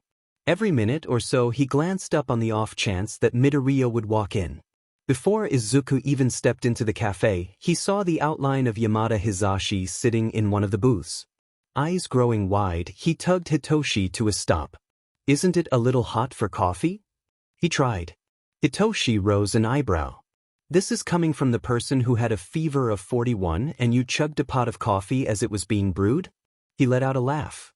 "Besides, are you trying to tell me that you don't want to see the kittens? Or maybe you're trying to spare me the embarrassment of having all of them flock to you as if I'm some monster." Izuku made a last-ditch effort. "I'm allergic to cats. I didn't want to tell you before, but—" Hitoshi gave him a look. "Then why the F did you ask to meet up at a cat cafe when we first met up?" He tilted his head slightly in confusion. It's a really minor allergy?" Hitoshi squinted at him before walking in the cafe anyway. "That never stopped my dad from adopting too. Plus, he wants me to send him some pictures of them." He smirked. "You'll have to deal with a stuffy nose." Izuku didn't shake as he walked behind his friend. He didn't. He did, however, make a point to hide behind his friend, never having been more glad to be short. "So what are you gonna get?" Hitoshi said, looking at the menu after calling a greeting to the barista at the counter. "Probably something with the least amount of caffeine." He joked. "Haha," Izuku said in the most monotone voice he could muster. "And I'm sure it's an herbal tea for you." Hitoshi didn't answer, noticing one of the kittens for the first time. Izuku followed his gaze and cursed internally. A small box was set up for the kittens against a wall. Most of them were sleeping or fighting with each other. Of course, the box was stationed about a meter away from the very booth that held the off-duty hero. "I'll order your coffee and a sandwich or something. You find a seat and work your magic with the cats," Hitoshi said. "If you don't have all the kittens around you by the time I get there, I'm disowning you." Izuku huffed a laugh and realized that in order to do that he'd have to walk past Yamada. He slowly walked out from behind his friend and set his eyes on a spot. On the same wall as all the other booths. Yamada would be able to see them due to the dividers in between each booth. He just needed to walk past him. That would be easy. It helped that Yamada appeared to be immersed in whatever was on his computer screen and that Izuku could see an earbud hanging from one ear. He made his shoulders relax. A stiff posture would just draw attention to him, after all. He was halfway there. Only a few more steps. He could do this. Izuku turned to look behind him and down to see a short line of kittens following him. His eyes widened and he looked to Yamada, who was still looking at his computer. The yellow kitten with a patchwork of brown said, loudly again. "Shoo," Izuku said softly but panicked. Not one could resist looking at a small kitten mewing, and he would jump off a roof if this was how his cover was blown. Death by adorable kitten. Figured. The kitten looked at him, and for a moment, Izuku believed the cat could understand him. Then, it opened its tiny mouth. MOW. Apparently this was the leader of the kittens because soon the rest of the line followed suit. Mew. He even heard one cat squeak. He looked up very slowly, a pair of green eyes meeting his. Hizashi was determined to make sure Midoriya was alright. If that meant practically living at different cafes whenever he wasn't teaching at the station or sleeping. He was still trying to find some loophole that would let them foster him during the investigation. Unfortunately, it wasn't enough that Hizashi himself had offered to foster him, as he was married to Shoyuta.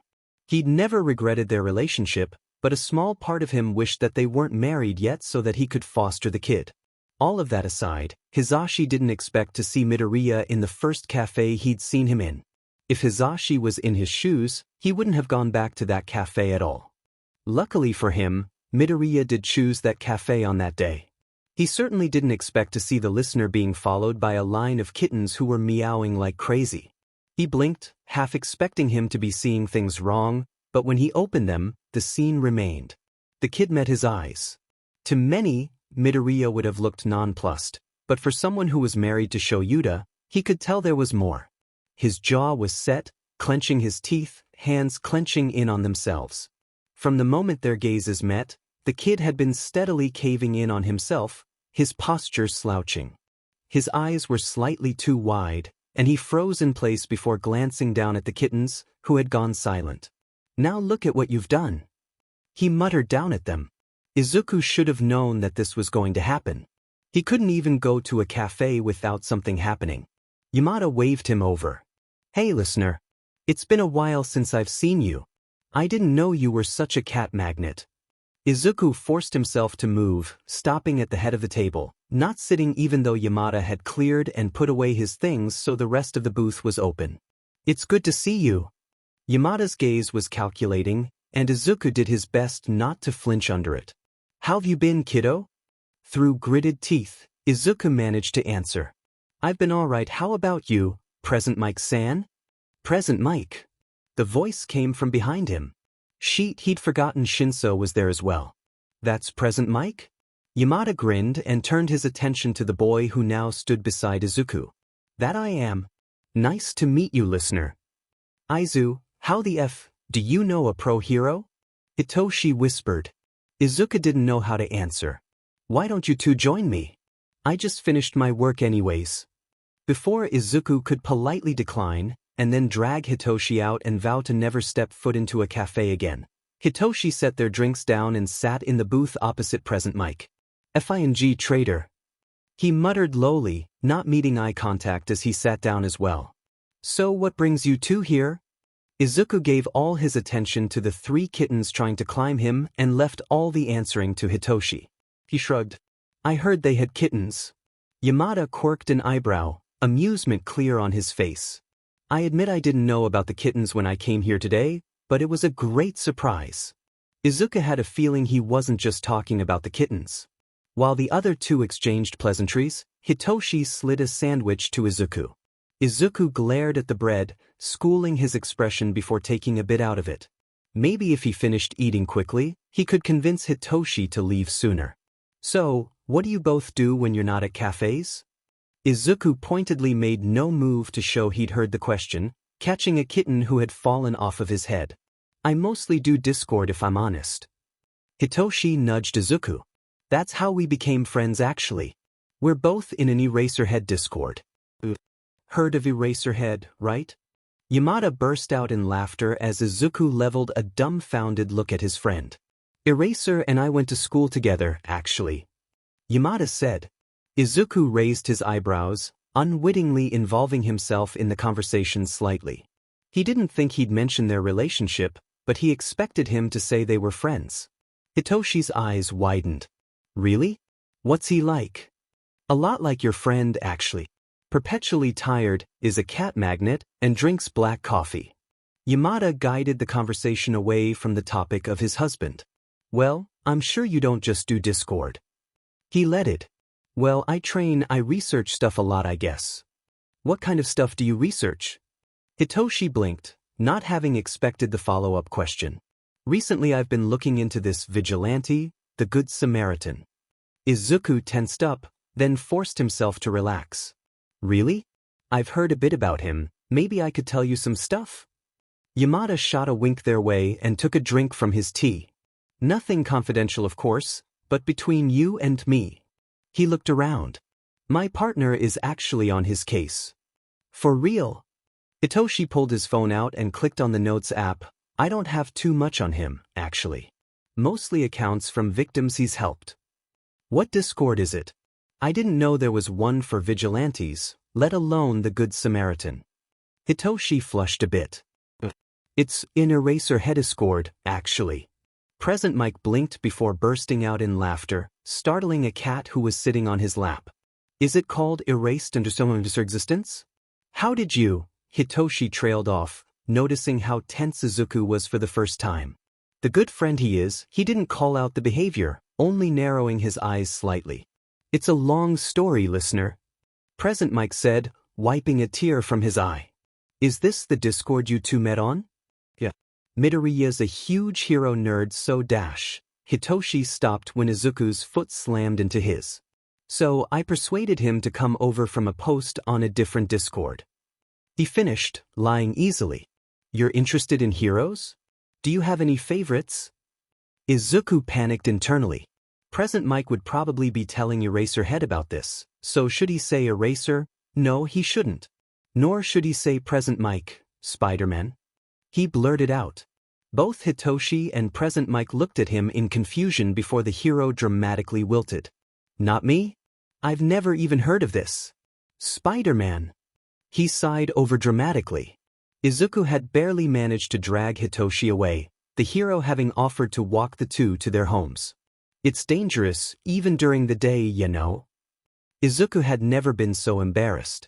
His best friend and one of his favorite heroes had gossiped about him in front of him, sharing theories and stories. Plus, Hitoshi had been looking at him strangely since the hero had left. How do you know Present Mike? Izuku sighed. It's a long story. Is why you said Spider-Man was your favorite a long story, as? Well, yes. But Eraserhead is your favorite? Yes. Right. I'll pretend I understand. Isn't that your default? Hitoshi smacked his head without looking over at him. Izuku walked to the home with headphones in his ear, his music on shuffle. By the time he got back, if he'd wandered around to kill time, no he didn't, he just got lost, the sun was about to set. He knocked on the front door. He hadn't gotten a house key, and they kept the doors locked. He waited a few minutes before knocking again. Nothing. They probably thought he was a door-to-door salesman again. He sighed, walking around the side of the house to climb the tree to the room he used. He climbed the tree, pushing open the window. At least, he would have pushed the window open if it wasn't stuck. He pushed again. And one more time for good measure. Nope, wasn't budging. He was less disappointed than he should have been, he was sure. He honestly didn't mind that much. It's not as if the weather was awful. The rain started as soon as he got down from the tree. It was fine. He had his mask and goggles on him, he'd just go on patrol earlier than usual. He rummaged through his backpack for his mask. He'd washed it this morning, hadn't he? Where had he put it? When he didn't find it in his bag, he hit his head against the tree in frustration. He had his goggles at least, right? He didn't have the goggles. Stuck without his gear and in the rain, he found no better alternative than to walk around. At least he had his phone, he didn't know what he would do if he couldn't listen to music. Glancing down to check the battery, he hit himself for not charging it before he went to see Hitoshi. It was at 15%. He supposed it wasn't the worst possible outcome of the evening. That would be if Present Mike had managed to drag him to Eraserhead. They'd find out about his lack of a quirk and Eraser would realize how much time he'd wasted trying to help him. Izuku automatically turned to find the sound, but he didn't find it immediately. He followed the sound, pausing his music so he could better hear. Izuku narrowed his eyes at a tree. Meow. He looked up. Pale yellow eyes met his as he saw the cat stuck in a tree. I didn't know cats did that outside of comic books. He muttered, quirking his head to the side. The cat mewed loudly. Izuku was lucky he was good at climbing trees. He scaled it easily, perching himself on the same branch as the cat. Hey, bud. He said softly, reaching his hand out slowly. The cat looked at it suspiciously before its nose came out to sniff at his hand. How'd you get up here? The cat took a few more moments to judge him before softly butting its head against his hand. Can I help you get down, bud? I'll have to pick you up. He warned as if the cat could understand him. To be fair, for all he knew, the cat may be as intelligent as Nedzu, although that was unlikely as the way it had communicated was through meowing. The cat butted its head against his hand again and Izuku gave it some well-earned scritches. All right, bud, I'm gonna try to get you now, okay? The cat blinked at him, following his hand for more pets. It didn't complain when Izuku picked it up, though it wasn't particularly happy when Izuku opened his backpack and set it inside. He didn't zip it closed, of course, but he'd risk dropping the cat if he tried to climb down with one arm. They made it down safely, and the cat jumped from his bag to the ground, rubbing against his legs and nearly tripping him as he wound through his legs. Izuku smiled softly, noting that the rain was slowing to barely a drizzle. The moon was out at this point, and his phone read 01. He continued his walk, feeling his eyelids begin to grow heavy. He wondered when his foster father and mother left for work. That was the earliest he'd be able to get back in, after all. The cat followed him, forcing Izuku to stop every 2 minutes to pet it before Izuku simply lifted it up and held it. The cat made no complaints after that. Of course, Izuku's life couldn't be peaceful for more than an hour before the universe demanded entertainment, so as he wandered a back alley he of course came across a drag deal. Izuku attempted to backtrack, but the dealer had already seen him. He dropped the cat, letting it land gracefully. He waved awkwardly. Howdy. The dealer shoved the other person against the wall. I told you to come alone, Mon, not bring your fucking kid brother. He hissed, alternating between glaring at them and Izuku. It's probably hard to believe, but I honestly just stumbled upon this. I'll just take my leave. Leave you both to it. He said overly cheerfully, backing up. The dealer flicked open a switchblade, pressing it to the other's neck. The cat beside Izuku growled lowly, pressing itself in front of him and puffing its hair up to seem bigger. Whoa man, I don't want any trouble dash. Shut it or your sister gets it. He's not my brother, I swear Spade. Spade looked between the two again before grinning a chilling smile. So if I gutted him, it wouldn't bother you? Izuku's eyes widened as he looked between the two. The girl glanced at him for a moment before looking back at Spade. Not particularly. She stuttered out, bending her neck as far as she could to get it away from the blade. Spade let her go and reached for Izuku. In any other universe, he wouldn't be able to reach him, but it was just Izuku's luck that the man's quirk was stretchy arms. Before he could react, he was thrown into the wall, the knife pressed to his throat. Hiss. Izuku looked down with his eyes and widened when he saw the cat, who he'd internally dubbed as Peter Parker, lunge to scratch at the man. Spade didn't even look down as he kicked the cat across the ally. Determined, Peter got right back up and bounded back over, going for another scratch. With a huff of annoyance, he removed the knife from Izuku's neck, taking a swipe at the cat. Mississippi. Another swipe. Oh. Izuku saw red as the knife hit and sliced at Peter's back. He struggled against the hand holding him back, but it only pressed him further back. He kicked Peter away again, a weak mew as he hit the wall. F you. Izuku spat in the guy's face. People like you are the scum of the earth. What? He questioned, the knife digging into his skin until he was sure he felt a bead of blood slide down his neck. Dealers like me? He grinned and Izuku was hit by the breath of someone who hasn't brushed their teeth once in their lives. People who don't like cats. He corrected, his knee going up to slam into his stomach. Spade wheezed as his breath left him and he took a step back. The knife slid as he moved and the cut trailed down his throat until the knife no longer hit skin. The man wheeled back his arm, and Izuku realized he was going to punch him just a moment too late. His fist hit his cheek and his head slammed back into the wall. Another punch to his stomach and the man swept his legs out from under him. Spade grabbed his collar and pulled him up, leaning in close. Mind your own, next time, kid.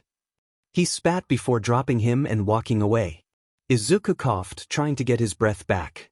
He reached blindly for his phone, typing the password in from sheer muscle memory. He blinked heavily, trying to work out which blur was the app he needed. He clicked, hoping he wasn't making a mistake. Midoriya? The tired voice answered immediately. Are you alright? What's going on? Eraser dash, he coughed again. I dash. His eye caught on where Peter lied and he could only hope he was still breathing. Can you come get me? He said, holding back a sob. Can you come get me? He said, holding back a sob. Shuta's blood froze. And he was Shoyuda, not Eraserhead at that moment. He wasn't Eraserhead who took down countless villains in seconds. He was Shoyuda, who had spent the past 6 months and 27 days worrying about a kid he saw. Where are you? Desperation and urgency crawled his throat and into his voice. How bad were things if the kid was calling him? F-. He heard his kid grunt, probably trying to stand. You're gonna hurt yourself more, Midoriya. Can you send me your location? From what he could hear, his kid was still determined to get up, but a few seconds later his phone pinged with an address. An address that was a 2 hours walk from his foster home. Shoyuda wasn't sure he'd ever moved as quickly as he did. I'm gonna stay on the call, alright? Can you talk to me?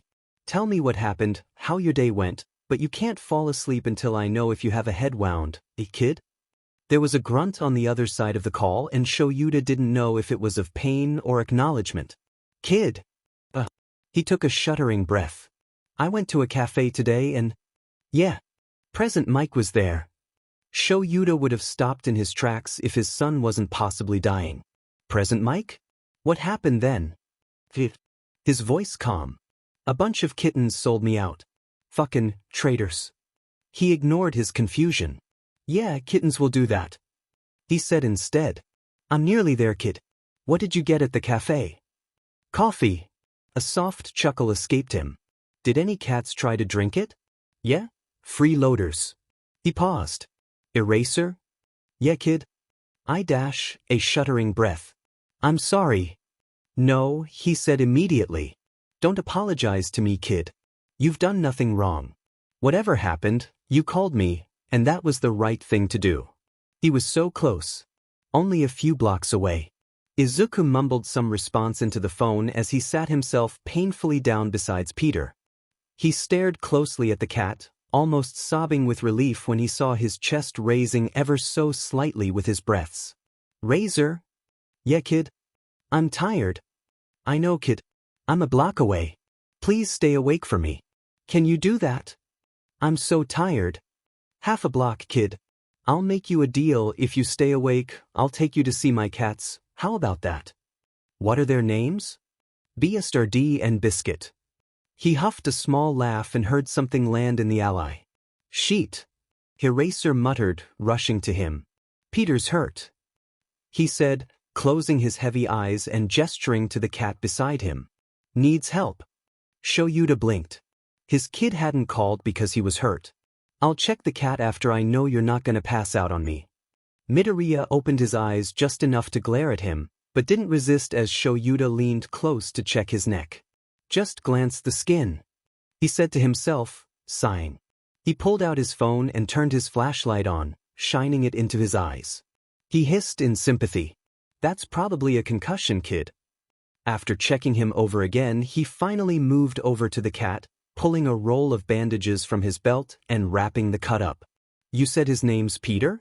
Midoriya nodded slowly, eyes closed again. Sheik kid, you've got to stay awake, alright? I'm gonna give Peter to you and I need you to hold him so that he's secure. Shoyuta picked the cat up as gently as he could and set him in his son's lap. Now I'm going to pick you up, so make sure Peter doesn't fall. With anxiety creeping through his veins, he picked his son up. He was far too light to be healthy. He grit his teeth. He could report his foster family after he made sure his kid was going to be fine. Shoyuta looked down at his kid once more before taking the quickest path he knew to the hospital. Izuku didn't know if he fell asleep or passed out, but he woke up sometime later in a white room.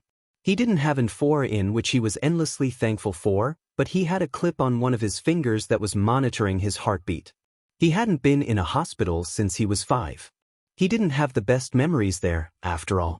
Everything was a bit blurry, but blinking a few times cleared his vision. He looked around the room he was in. There were 3 chairs lined against the wall next to his bed. He was in his own room. He scrunched his face together in thought. Had someone contacted his foster family yet? How long had he been there in the first place? He looked to the window. It was still dark. Unless he'd slept through the day? His door opened and Eraser walked through, sighing deeply before realizing he was awake. Figured. How you feeling? Izuku shrugged, non-committal. Do you feel well enough for visitors? Aren't you visiting? Eraser snorted. I'm a hero, kid. I don't count. But there's someone named Shinso who wants to come see you. Do you want me to tell them you haven't woke up yet? Izuku shook his head, his thoughts swirling around in his head. He can come in. Eraser turned to leave, but Izuku stopped him. Wait. Eraser turned back, leaning against the wall. Is Peter all right? He'd at the vet until we can go pick him up. He got stitches and he broke a rib, but he'll be fine. Hitoshi hadn't expected his father to wake him up at 2:15 in the morning, but here he was. He yawned, sitting up much to the annoyance of the cat that had been sleeping on him. What? Midoriya's in the hospital. Well, he wasn't groggy anymore, that was for sure. He threw on the first thing he grabbed, which was his Eraserhead hoodie, and pulled his dad to their car, impatiently waiting for his dad to start the car. He was tossed an apple before his dad began the short drive. The seconds ticked by too slowly and too quickly for him to keep track. He shoved the door open before the car was fully parked and sprinted into the hospital, slipping on a medical mask at the door without waiting for his dad. He stepped up to the receptionist. I'm here to see Midoriya Izuku. The receptionist scanned their screen. Level 4, check with who's at the desk there to see if he's taking visitors.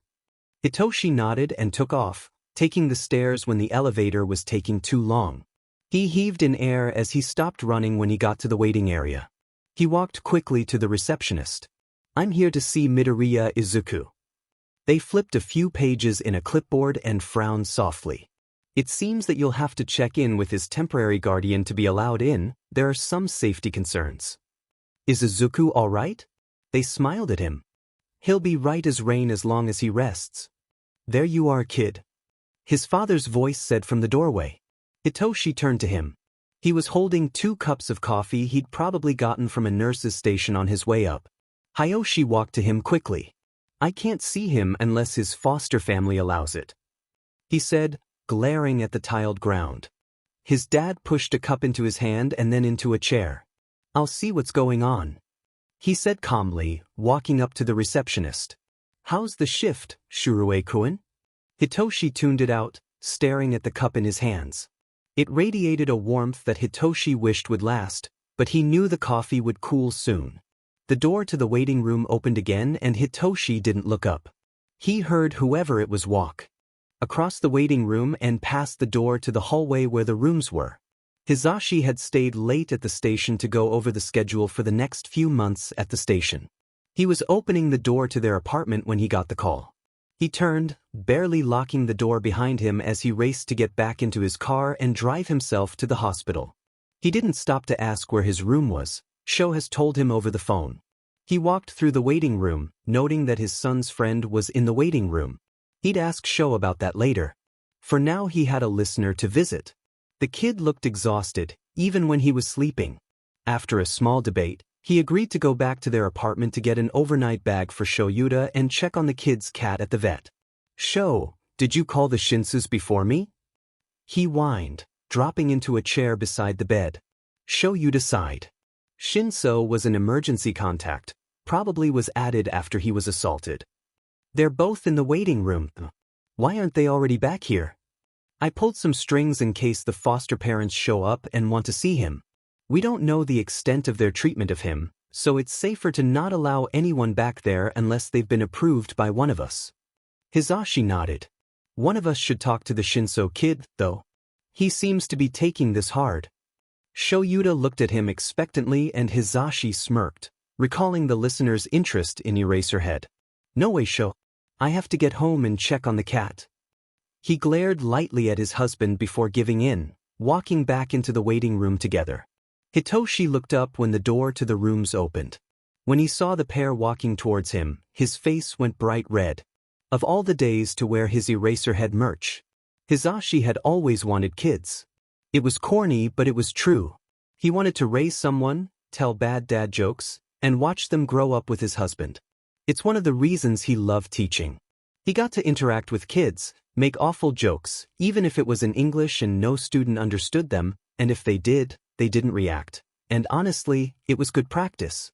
Sho and him had agreed that if they were to adopt, it would have to be a kid who was struggling.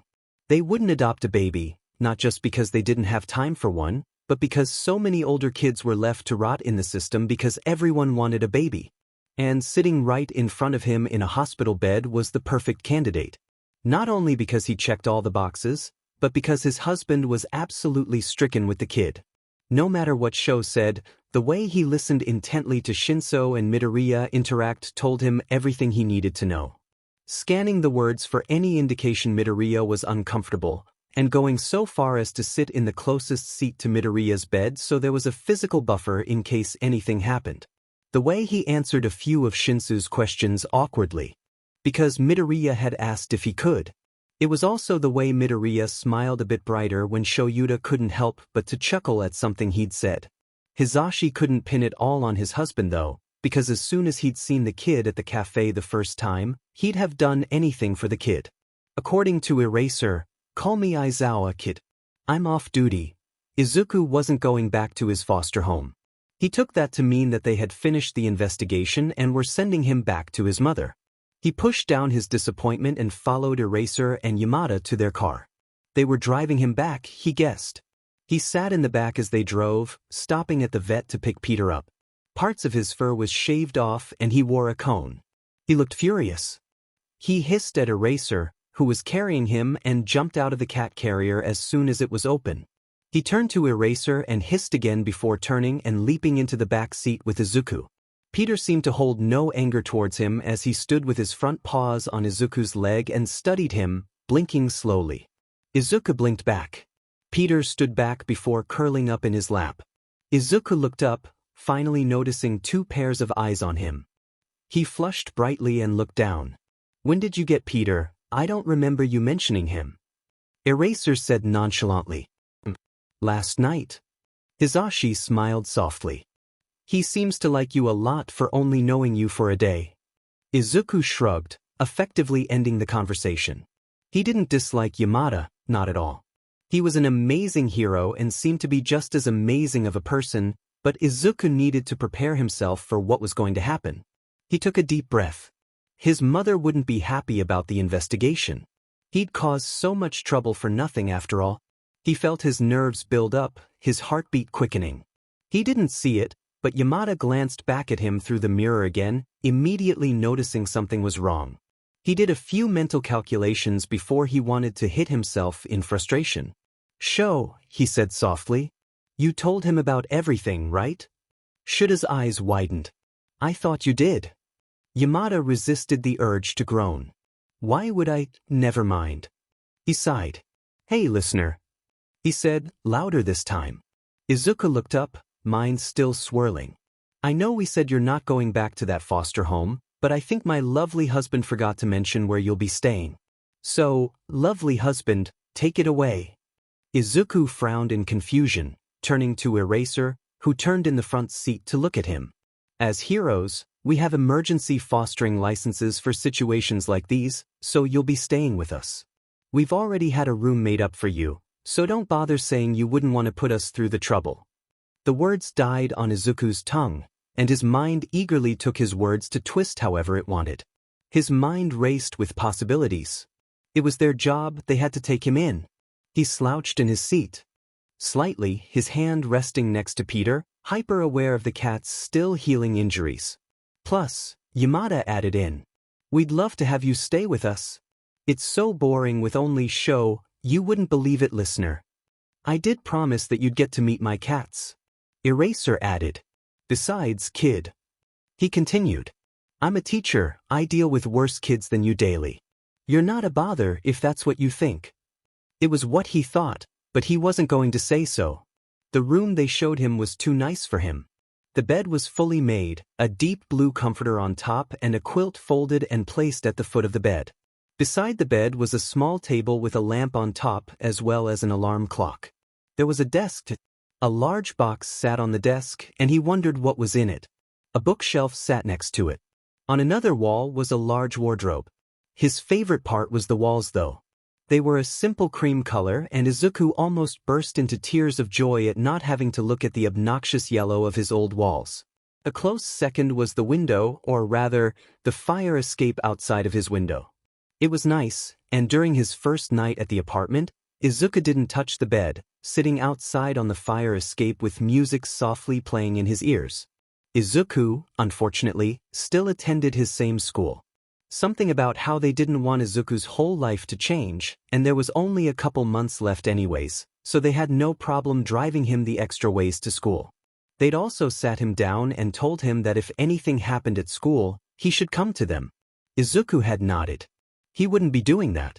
He also insisted that he walk to school, even if it meant he had to get up earlier to get there on time. Of course, going to the same school meant he was still being pushed around at the very least. He was lucky he didn't come home with bruises that couldn't be covered by long sleeves during his first week and a half staying with the heroes.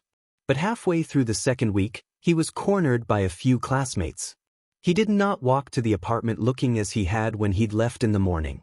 He unlocked the door to the apartment. He'd been very surprised when they'd given him a key almost as soon as they'd walked in the first time he'd been there, and stumbled in, kicking off his shoes and leaving them next to Yamada's hero boots.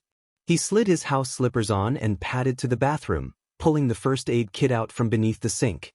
With experienced hands he cleaned a few scrapes and cuts, poked all of his bruises experimentally, and yep, they hurt. Sighing, he rubbed disinfectant on the cut on his cheek, wincing at the sting. He added a cat band-aid to cover it and put everything back, heading to his room to start on his homework. Less than an hour passed before the apartment door opened again. I'm back. Yamada called. Welcome back. Izuku called absent-mindedly before freezing. He couldn't remember the last time he'd done that. It felt nice, he decided. Izuku threw on a present Mike sweatshirt he'd been given, hoping it helped hide the black eye and split lip, and walked to the kitchen, where Yamada was putting some groceries away. How was school? Yamada asked as he rummaged to make space in the fridge for the carton of apple juice. It was school. He shrugged. Yamada opened his mouth and turned, his eyes immediately resting on the split lip and black eye. His mouth closed and he frowned tightly, turning back to get an ice pack from the freezer stiffly. He left the groceries on the counter as he gestured for Izuku to follow him into the living room. The two sat on the couch and Yamada gently pressed the ice pack to his eye. Listener, I'm gonna need you to tell me what happened. Before Izuku could say anything, Yamada continued. And no matter what happened, I'm not going to blame you. I'm not going to get mad at you, all right? Izuku nodded slowly. I bumped into someone at school. He lied, eyes downcast. They dropped their lunch, so he trailed off, feeling awful about lying but not willing to say he'd been cornered after school when he'd done nothing. They got a detention, so it's fine. He lied again. Yamada looked at him closely, face painted in sympathy. Listener, even if they were expelled, it doesn't make it okay. He sighed. As it is, the minimum punishment for an assault on a fellow student is a week suspension, not one detention. Izuku stayed silent. Has this happened before? Yamada asked hesitantly. Izuku didn't respond. When Hizashi had told him why his son was covered in bruises and had both a black eye and split lip, Shoyuta had been furious. He immediately scheduled an appointment with the principal for a few days from then and had gone to check with Midoriya. The kid hadn't responded to much and had shut down when he'd mentioned the fight. Shoyuta had sighed and asked if Midoriya would be willing to feed the cats that night. His kid had perked up at that, at least. Resigned, he emailed the rat. By the end of the week, Shoyuta held more fury than he believed possible. That school was fed up, and Shoyuta would enjoy watching it be torn to the ground. Shoyuta wasn't stupid. He'd had reckless students before. He'd had depressed students before. He'd had traumatized students before. He'd had anxious students before. He hadn't yet had a student who was all of those and more, but he would bet BSRD on Midoriya being the first. The way he reacted whenever he or Hizashi complimented him, or how he carried his backpack with him everywhere, even if he was just sitting on the couch. How he flinched when Hizashi went to high-five him, or when he ruffled his hair. How he leant into every kind touch like a cat. It didn't paint a good picture, but Shoyuta had known that before Midoriya had moved in. Shoyuta hadn't thought too much on why their first meetings had been on a roof, if only because he couldn't do anything to stop the kid at the time, but he was beginning to believe it was for a darker reason than liking the view. Shoyuta was worried about the vigilante. He'd admit it.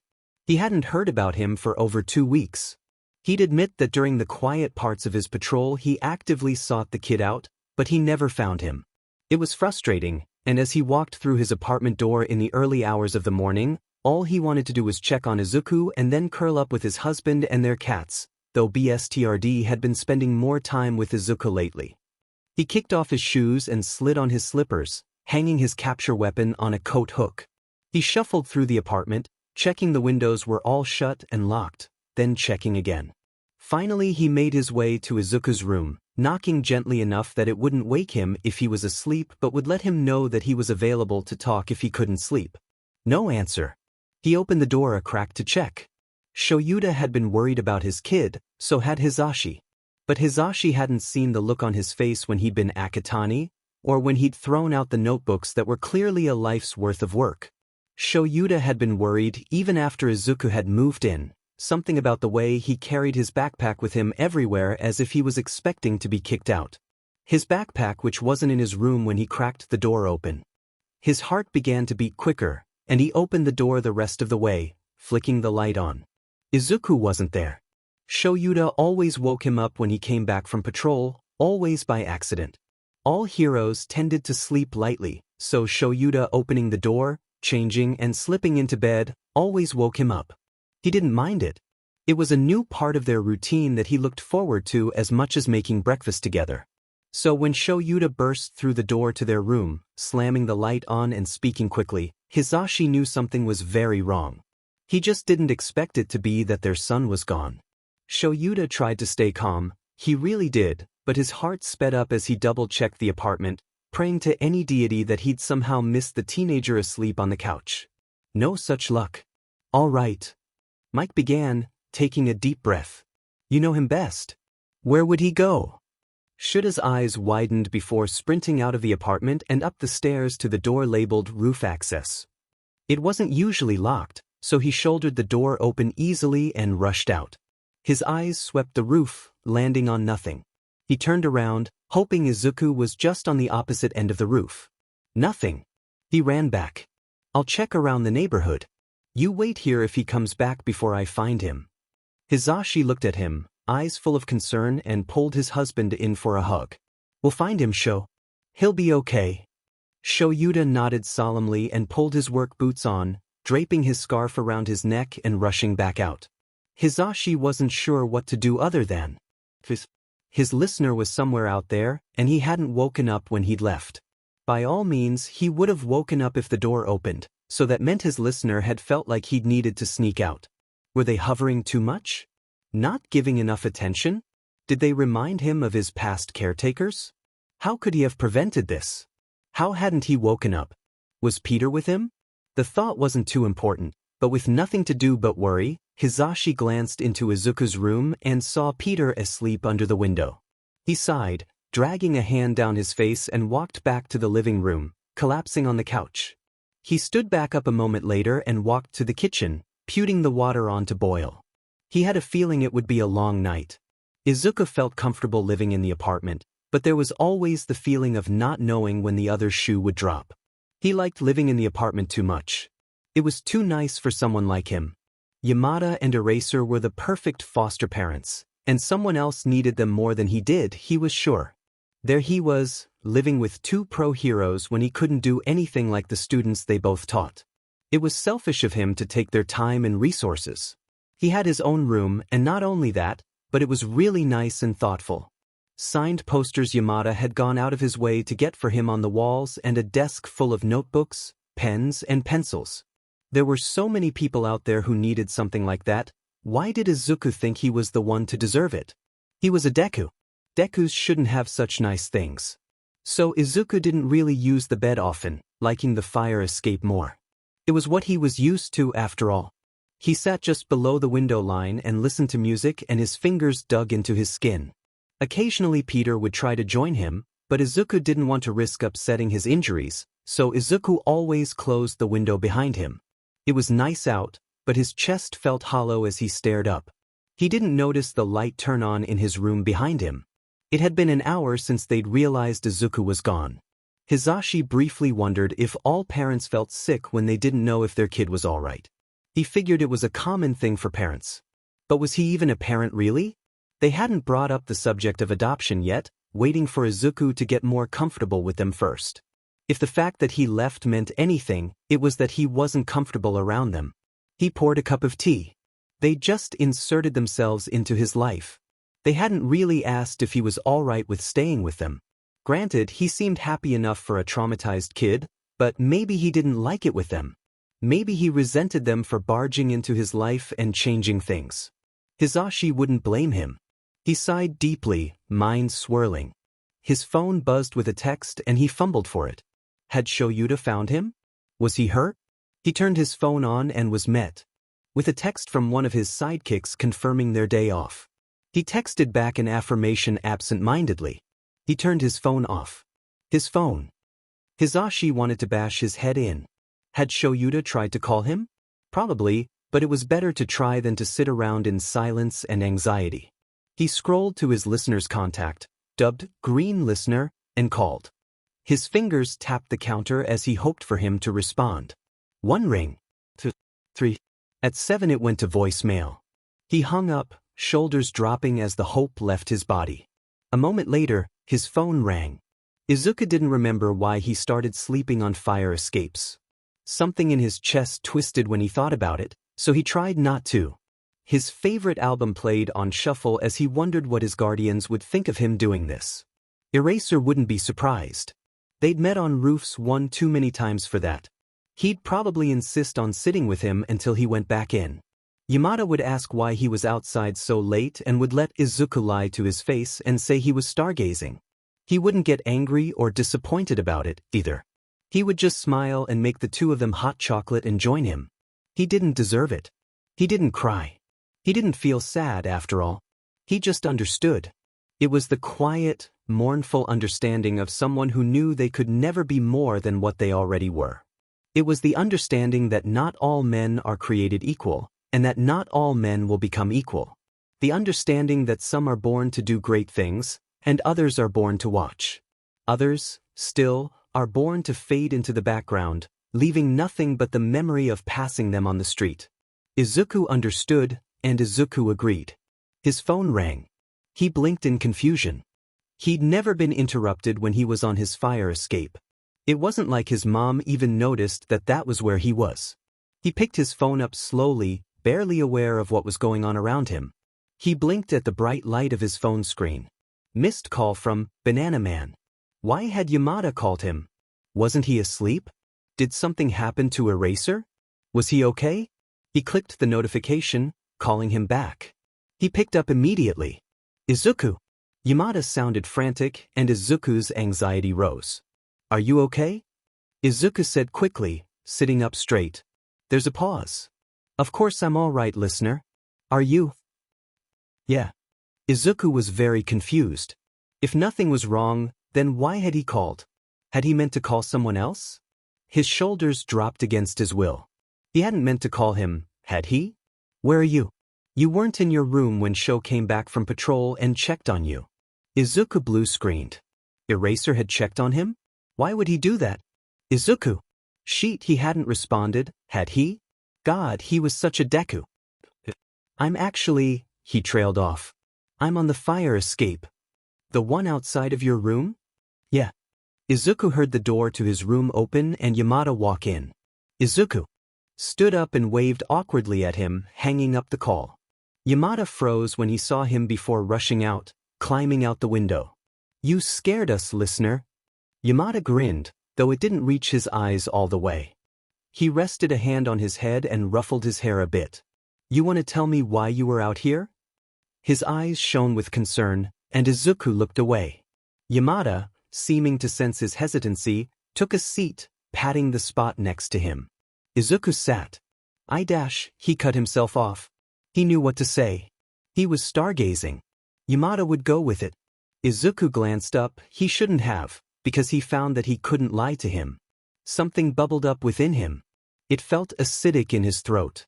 He opened and closed his mouth, but no words came out. The feeling grew until it overpowered everything. Yamada pulled him into a hug, not caring that Izuku's tears were staining his shirt. He was crying. So that's what the feeling was. He sobbed, hands reaching to clutch at Yamada's shirt tightly. Hizashi held the kid because that's what he was. A kid who was given a terrible hand of cards. Who was doing his best to live without relying on anyone else. He slid his phone out of his pocket and called his husband. He answered immediately. Is Izuku there? He asked as soon as the call connected. Yeah. Hizashi said softly. We're on his fire escape, but I think it would be best to not overwhelm him right now. He's all right. Hizashi hesitated. He will be. He paused. I'm with him, so don't worry. Sho you decide. I'll be back soon. They hung up, and Hizashi returned to hugging his son. He held him until Izuku pulled back, tears still streaming down his face. How about I make us some hot chocolate, huh? He asked softly.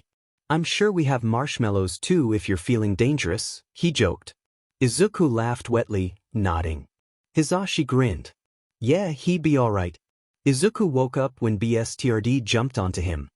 He glared at the cat who seemed to glare back at him before batting his nose with his paw. He glanced to his alarm clock. 8, he groaned. It was a Sunday, he was planning on sleeping in. With the way BSTRD was acting, he doubted he'd get back to sleep. He pushed BTD off of him, earning a betrayed mew and rolled out of bed, throwing on a sweatshirt before walking into the living room. He was surprised to see his dad already awake and dressed in his hero clothes. I thought you patrolled at night, he said sarcastically, flopping onto the couch. His dad rolled his eyes and ruffled his hair. Nedza called. He wanted to meet with me about something. He tossed Izuku a jelly pouch. Why are you up already? Shinso coming over? Nah, BSTRD woke me. Sho Yuta nodded seriously, which was hard to do with the 3 cats circling him for their breakfast. Sometimes Izuku was still shocked when he woke up and found himself in his room. He was confused when his pops hugged him before going to work, or when his dad ruffled his hair. He didn't know how to react when they complimented him, or when they cooked his favorite meal for him. Sometimes it was all too much, his mind swirling with what-ifs and wondering how long it would be until they decided they didn't want him anymore. But then Pops would tell an awful joke, and Dad would glare at him without any anger. Or his aunt or one of his uncles would come visit and show him the same kindness as his parents, and he couldn't help but wonder if maybe he had been wrong. If his mom had been wrong. If maybe he deserved this. Maybe he deserved coming home knowing Pops was making dinner and his dad was there for homework help. Maybe he deserved being able to joke with them and hug them and get his hair ruffled. Maybe he deserved to be happy. His dad once told him that recovery was a long road. Pops had argued that it differed from person to person. Both had agreed that they'd be there for him no matter how long it took. And it was hard to believe. After years of relying on no one, it was hard to suddenly open himself up to help. But his dads never got frustrated at him for it, even if Izuku himself did. When he woke up screaming from a nightmare, Dad would walk in calmly with a story about how all heroes had nightmares, and it didn't mean anything other than he was recovering. He'd held him as he'd sobbed, gasping out garbled words that only made sense if you listened closely. Dad always listened closely. When his throat closed up and speaking became impossible, Pops had taught him sign language, claiming all of the best heroes knew it so they could communicate silently with each other and to communicate with victims who were hard of hearing. Izuku's hands shook when he signed. His hands shook often, and the words his hands formed only made sense if you looked closely. Pops always looked closely. It took Izuku a while to realize that he wasn't okay, and even longer to accept it. But after he ate dinner with them without feeling a weight over him, without worrying about how much he was allowed to eat before they'd get mad, about if he was allowed to talk and how much and about what, that was the first night he'd called Aizawa Dad. It had been a slip-up, a complete accident, and he'd been worried it was the wrong thing when Yamada had teared up and even Aizawa's eyes were glossy. Then he'd been wrapped in a tight hug, and he knew they were happy tears. Aizawa Izuku wasn't okay, but he would be eventually. I haven't heard about the Good Samaritan recently, Sho. Hizashi commented idly as the couple did dishes. Did he finally quit? Sho Yuta sighed, taking a bowl from his husband and drying, setting it aside with the others. I don't know. He muttered. Haven't seen him since I lectured him about going out with injuries. Hizashi paused. That was weeks ago, wasn't it? A few days before we got Izuku. Sho Yuta confirmed. Hizashi handed him another plate. I hope he's all right. The two didn't notice Izuku listening in from around the corner, a plan formulating in his mind. Netsu was an interesting being, in Izuku's opinion. The first time they'd met, it was so the stoat could ask him about Aldra. It had snowballed into the two meeting up weekly for Tewa to discuss his analysis, which Izuku was shocked and flustered to find that his dads had kept. It was one such meeting where Izuku brought it up. I'd like to make a bet. The stoat looked delighted. And what would we be betting on, Izuku-kun? How long it takes Dad and Pops to realize that I'm the vigilante they're looking for. Netsu grinned, a wide, toothy thing that made most uncomfortable, as was the intention. And what are your predictions? Dad will be the last to put the pieces together, and it will take at least halfway into the school year. Netsu nodded, paws steepled under his chin as he thought it over. I believe Yamada-san will put it together while at school. Possibly while grading in the teacher's lounge. I agree with your other predictions, of course. Pops will put it together at home, I think. Izuku added. I believe we should shake on this bet, don't you? Netsu asked. Izuku grinned, shaking his paw as the office door opened and his dad walked in. He sighed, seeing them shake. I don't want to know what that's about. No, Izuku agreed, laughing. You don't. Midnight was known as the R-rated hero. The hero everyone knew everything about. After all, she always seemed open in interviews, never shielding her opinions or backing away from controversy. However, those who knew her outside of her costume knew that she preferred soft, oversized sweaters to short, skin-tight dresses, though it isn't to say she didn't enjoy wearing those, it just wasn't as often as her fanbase was led to believe. They knew that she had a passion for art and enjoyed painting. They also knew that she loved kids. After all, she was a teacher. There would be no way she would teach if she didn't. And her favorite kid was her honorary nephew, Izuku. The boy had been so nervous to meet her, and had complimented her on her non-violent takedowns as a hero. She'd immediately instructed him to call her Auntie Nem. It had taken him a while to warm up to her, but after seeing Biscuit and Bsrd swarm her and had seen her coo to them as people only did to pets, he'd decided she was okay. Nemuri didn't need to be told by her two oldest friend that the kid had problems. She could see it clearly whenever he flinched at sudden noises. It's why she opted to always text before she came over when she'd never done that before. Of course, this didn't mean Hisashi and Shoyuta hadn't sat her down before she'd met him to tell her about possible triggers and safe topics to stick to until he was more comfortable around him. She didn't mind the hour-long talk, committing the possible triggers to memory and going home to do research on a pre-quirk band they'd mentioned he'd liked. When she saw there was a small following still, she'd ordered a poster from them and downloaded the music to listen to one of their albums. No, it wasn't her usual music taste, but it was completely worth it when the squirt had been so excited to hear that Nemuri knew about his favorite song. She was happy to brag about her nephew the next day at work, adding a picture of them together to her desk already full of photos of her friends. Yuka Mikoto, better known as the pro hero Snipe, was surprised when his colleagues brought their kid with them to school. Not for any particular reason, he was simply shocked. School had just ended for students, and was confused as to why the kid was there. He didn't mind, not in the slightest, especially when the child, Izuku, came up nervously to ask him questions about his quirk that even he hadn't thought to ask. He also asked about his hero costume, and Makoto was happy to answer, ruffling the kid's hair when he asked a particularly good question. And then the rat had walked in, greeting Izuku as if he were an old friend, and Makoto had shivers running down his spine when Izuku greeted him happily back.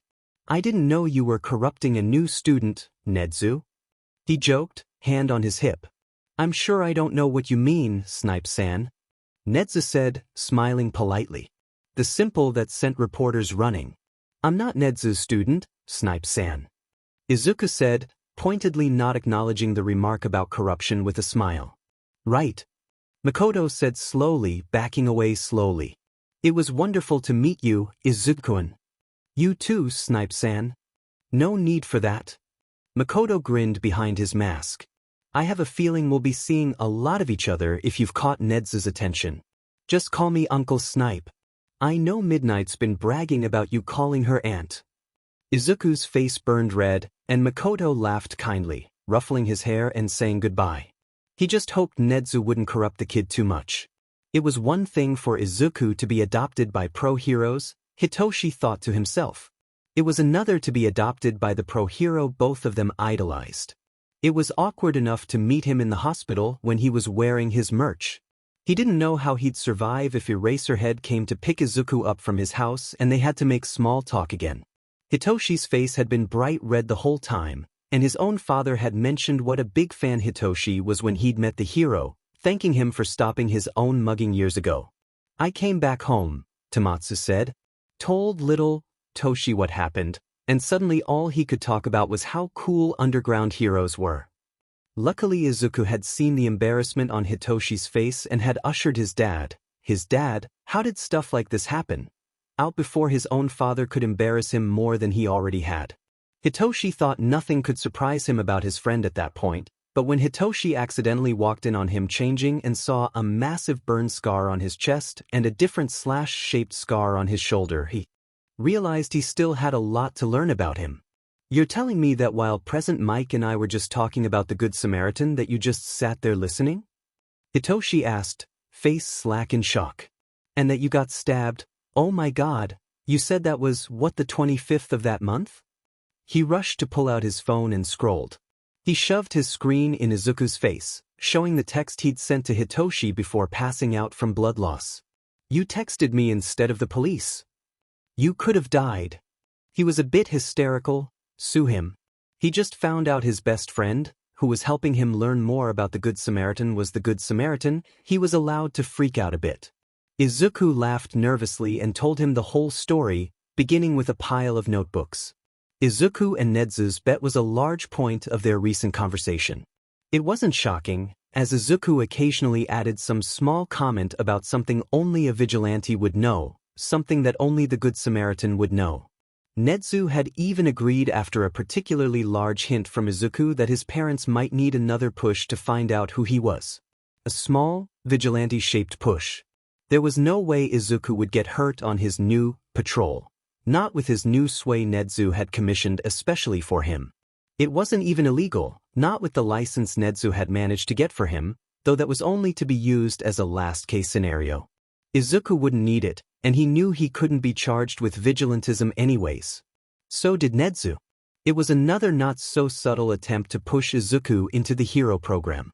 Regardless, Izuku wouldn't be doing any vigilantism no matter what the license suggested. He'd been downgraded to unofficial narc. Maybe not narc, but he was only allowed to patrol under the condition that he didn't engage with anyone. He had to call in everything to Nezu, who would send small-time pros to engage. Izuku didn't really mind all that much as he was able to see new heroes regularly. The entire bet was the reason Izuku was eavesdropping. And the Samaritan seemed unhurt? His pops asked, leaning against the kitchen counter.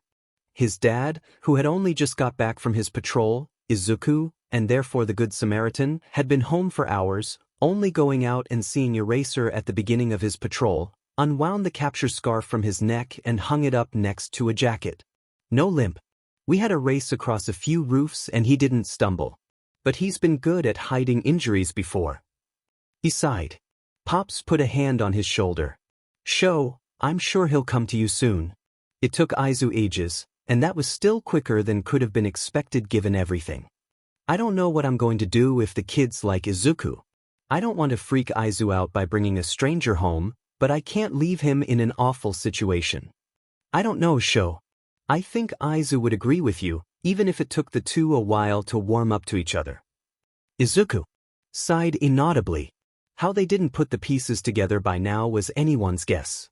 The Good Samaritan sat a bit away from the edge of the building, knowing how much it freaked out his dad to see him on the edge, even if he didn't show it as Eraserhead. Samaritan. The underground hero greeted, sitting down beside the kid. Eraser.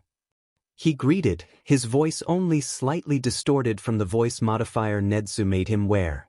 They couldn't make it too easy for his parents, after all. The two rarely did this anymore, just sitting. Typically, Izuku would wave as he passed him on a roof and sprint away before Eraser could finish apprehending whoever the latest mugger was and chase after him. You haven't been out as often. Eraser said. Izuku shrugged. High school. A bit more demanding of time than I thought. Eraser froze. This was the most information the Good Samaritan had ever willingly given him. Oh yeah. Eraser replied in an attempt at being casual. Yeah. Izuku smirked behind his mask, a yellow thing that Nezu had designed himself. UA is pretty challenging. Eraser blue-screened, and Izuku looked forward to his pop's reaction. UA? Yeah. I'd say I was shocked to get in, but I wasn't. Eraser, still in shock, tried his best to keep the conversation going without looking like he was about to pass out from the sheer amount of information he was getting. He was also trying to ignore the feeling of pride he got knowing his unofficial kid had gotten into the most prestigious school in the country. Congrats, kid. Why weren't you shocked? So maybe that wasn't the most subtle question, but Shoyuda was shocked. Izuku, if possible, smirked wider. My parents know Nezu. Shoyuda nearly fell over. Your parents? Well, Izuku shrugged. My new ones. The first set SCKD. Shoyuda nodded, far too shocked to do anything else. That's great, kid. He froze. Do they know you're out here? The Good Samaritan shook his head. I've been dropping loads of hints lately, but they're kinda oblivious. He shrugged and checked his wrist for a watch that wasn't there. Oh, look at the time. Dad's almost done with work. Later, Eraser. Izuku listened to his dad tell his pops everything that had happened.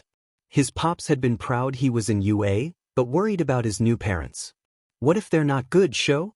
What if the listener is just saying that so you don't worry? And they don't know about his vigilantism? Calm down, Zashi. The kid seemed calmer than I've ever seen him. We can talk to Nezu. If he doesn't already know the kid's identity, I'm sure he'll be eager to figure it out knowing the kids in his school. We can make sure the parents are good people then, okay? Izuku snuck back into his room. While it warmed his heart that they were both worried for him, he felt bad for making them worried. But he'd been dropping huge hints lately, and they'd piece it together soon rather than later, right? Plus, it was pretty funny that they, as his parents, were worried that his parents may not be good. Suspicious of themselves. Izuku tried to stop himself from laughing, but it grew hard when he remembered that his dad was dead set of adopting the Good Samaritan as well. and finding out he had parents who he liked, well, that was a funny image. Izuku sat in English class despite being fluent. He was with the hero course that day as per Nedzu's schedule. Yet another way to push him to join the course, even though Izuku wasn't sure heroics was his thing anymore. But he got to have some classes with Hitoshi this way, so he had no objections. Pops, Yamada-sensei, was going over clichés in English literature due to the book they were assigned to read. Some old British classic where the main character's husband was working as a sort of agent to evacuate people from France during the Revolution to escape death. Everyone had been complaining how obvious it was that the husband was the infamous Scarlet Pimpernel, and were questioning how the wife didn't notice. It is obvious to us readers, Pops said to class. But while it's mainly used for dramatic irony, which I hope you all know because it's on next week's test, it's also realistic in a few senses. He paused before turning to Kaminari. Have you ever seen me outside of school? No. Are you sure? Kaminari shrugged. You're pretty hard to miss, sensei. Pop said. That's funny, because I remember seeing you last weekend at a cafe. Really? I wasn't in my hero uniform, so that's probably why you didn't recognize me. He smiled. It happens with pro heroes all the time. Because everyone expects a certain thing from use, whether image or actions, it becomes difficult for them to know it's us when we don't abide by those things. I believe that's what's going on in the Scarlet Pimpernel. Kaminari blinked, but nodded. A few other students did as well. Zero didn't look convinced. But wouldn't you know if your partner was secretly a pro-hero? He asked, unaware of why it made Izuku hide a laugh. Or, like, your kid or something? Oh. My partner wouldn't hide something like that from me anyways, and I'd hope any kid I may have would be the same. Yamada-sensei said, sneaking a wink to his son. But I suppose, hypothetically, I may not be immediately aware of any changes if they were disguised as something else, as it is in the book. He held said book up, his finger holding the page they were on so he didn't lose it. If, say, my hypothetical kid was secretly a pro-hero, I'd like to think I would realize it pretty quickly. He addressed the class. But as shown in the book, things can be overlooked in an attempt to fit the person in with the expected actions of person. His gaze focused on the book he was holding. But once there's evidence, too many things overlapping for it to be a coincidence, he looked back up, only Izuku able to see the mental gymnastics he was going through. Well, I suppose even the best could be fooled. He concluded, eyes landing on Izuku for just a moment longer than strictly necessary. The bell rang and his pops left the room after reminding them to finish the chapter for homework, looking rather preoccupied with other thoughts. Izuku shared a glance with Hitoshi, who was smirking. Shut it. Izuku grumbled. He hasn't figured it out yet. He'll probably forget about it until Dad asks him about how classes were at dinner. You're gonna be grounded. Hitoshi smirked. Yeah. When I had Nedzu's permission, I'd like to see them try. Izuku smirked right back. Classes were normal throughout the day, and if Izuku had to guess, his pops was probably pretty sure about Izuku being the Good Samaritan, but was waiting for something to prove beyond doubt that it was him. Izuku would have to do something subtle at dinner. He really wanted to win the bet after all. Shoyuda had talked to Hizashi about it, and they both agreed it was time to tell Izuku about the Good Samaritan. If there was even a small chance he might come into their life, they needed to give him the chance to say no. It was his home as well, after all. It would be fine. Shoyuda would casually bring it up over dinner. His friend, Shinso, was interested in the Vigilante, right? So Izuku would most likely already know. Dinner started interestingly, if Izuku said so himself. His pops acted completely normal around him, though his dad seemed nervous about something or another. It wasn't obvious by any means, but Izuku was well practiced in the art of reading his dad's micro-expressions. Izuku, have you heard of the Vigilante, the Good Samaritan? Both his pops and Izuku froze momentarily before Izuku bit the inside of his cheek to stop himself from laughing. Oh gods, this was rich. The one Toshi's obsessed with?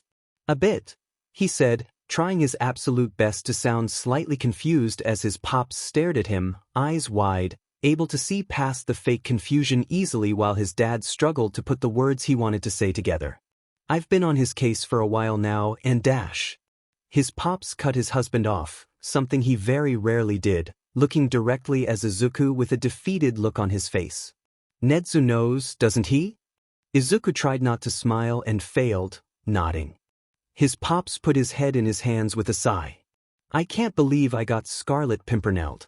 Izuku took a bite out of his dinner, watching Shoyuta watch his husband in confusion. Zashi? What do you dash? We both got Scarlet Pimpernelled. He repeated to his husband, gesturing to Izuku vaguely. What are you talking about? Sho looked between his husband and son, waiting for one of them to explain. Neither did. Izuku pulled out his phone and called Nedzu, who picked up on the first ring with an amused sigh. I suppose this means I lost the bet? Yeah. What bet? Is that Nedzu? Shoyuta asked, looking more and more confused, and Hizashi didn't respond to him. The bet of who would figure out that Izuku is the Good Samaritan. First, of course. Shoyuta blue-screened as Nedzu hung up. No, Shoyuta said suddenly. Absolutely not. Izuku nodded. Yeah. He winced. Remember when the Good Samaritan got stabbed?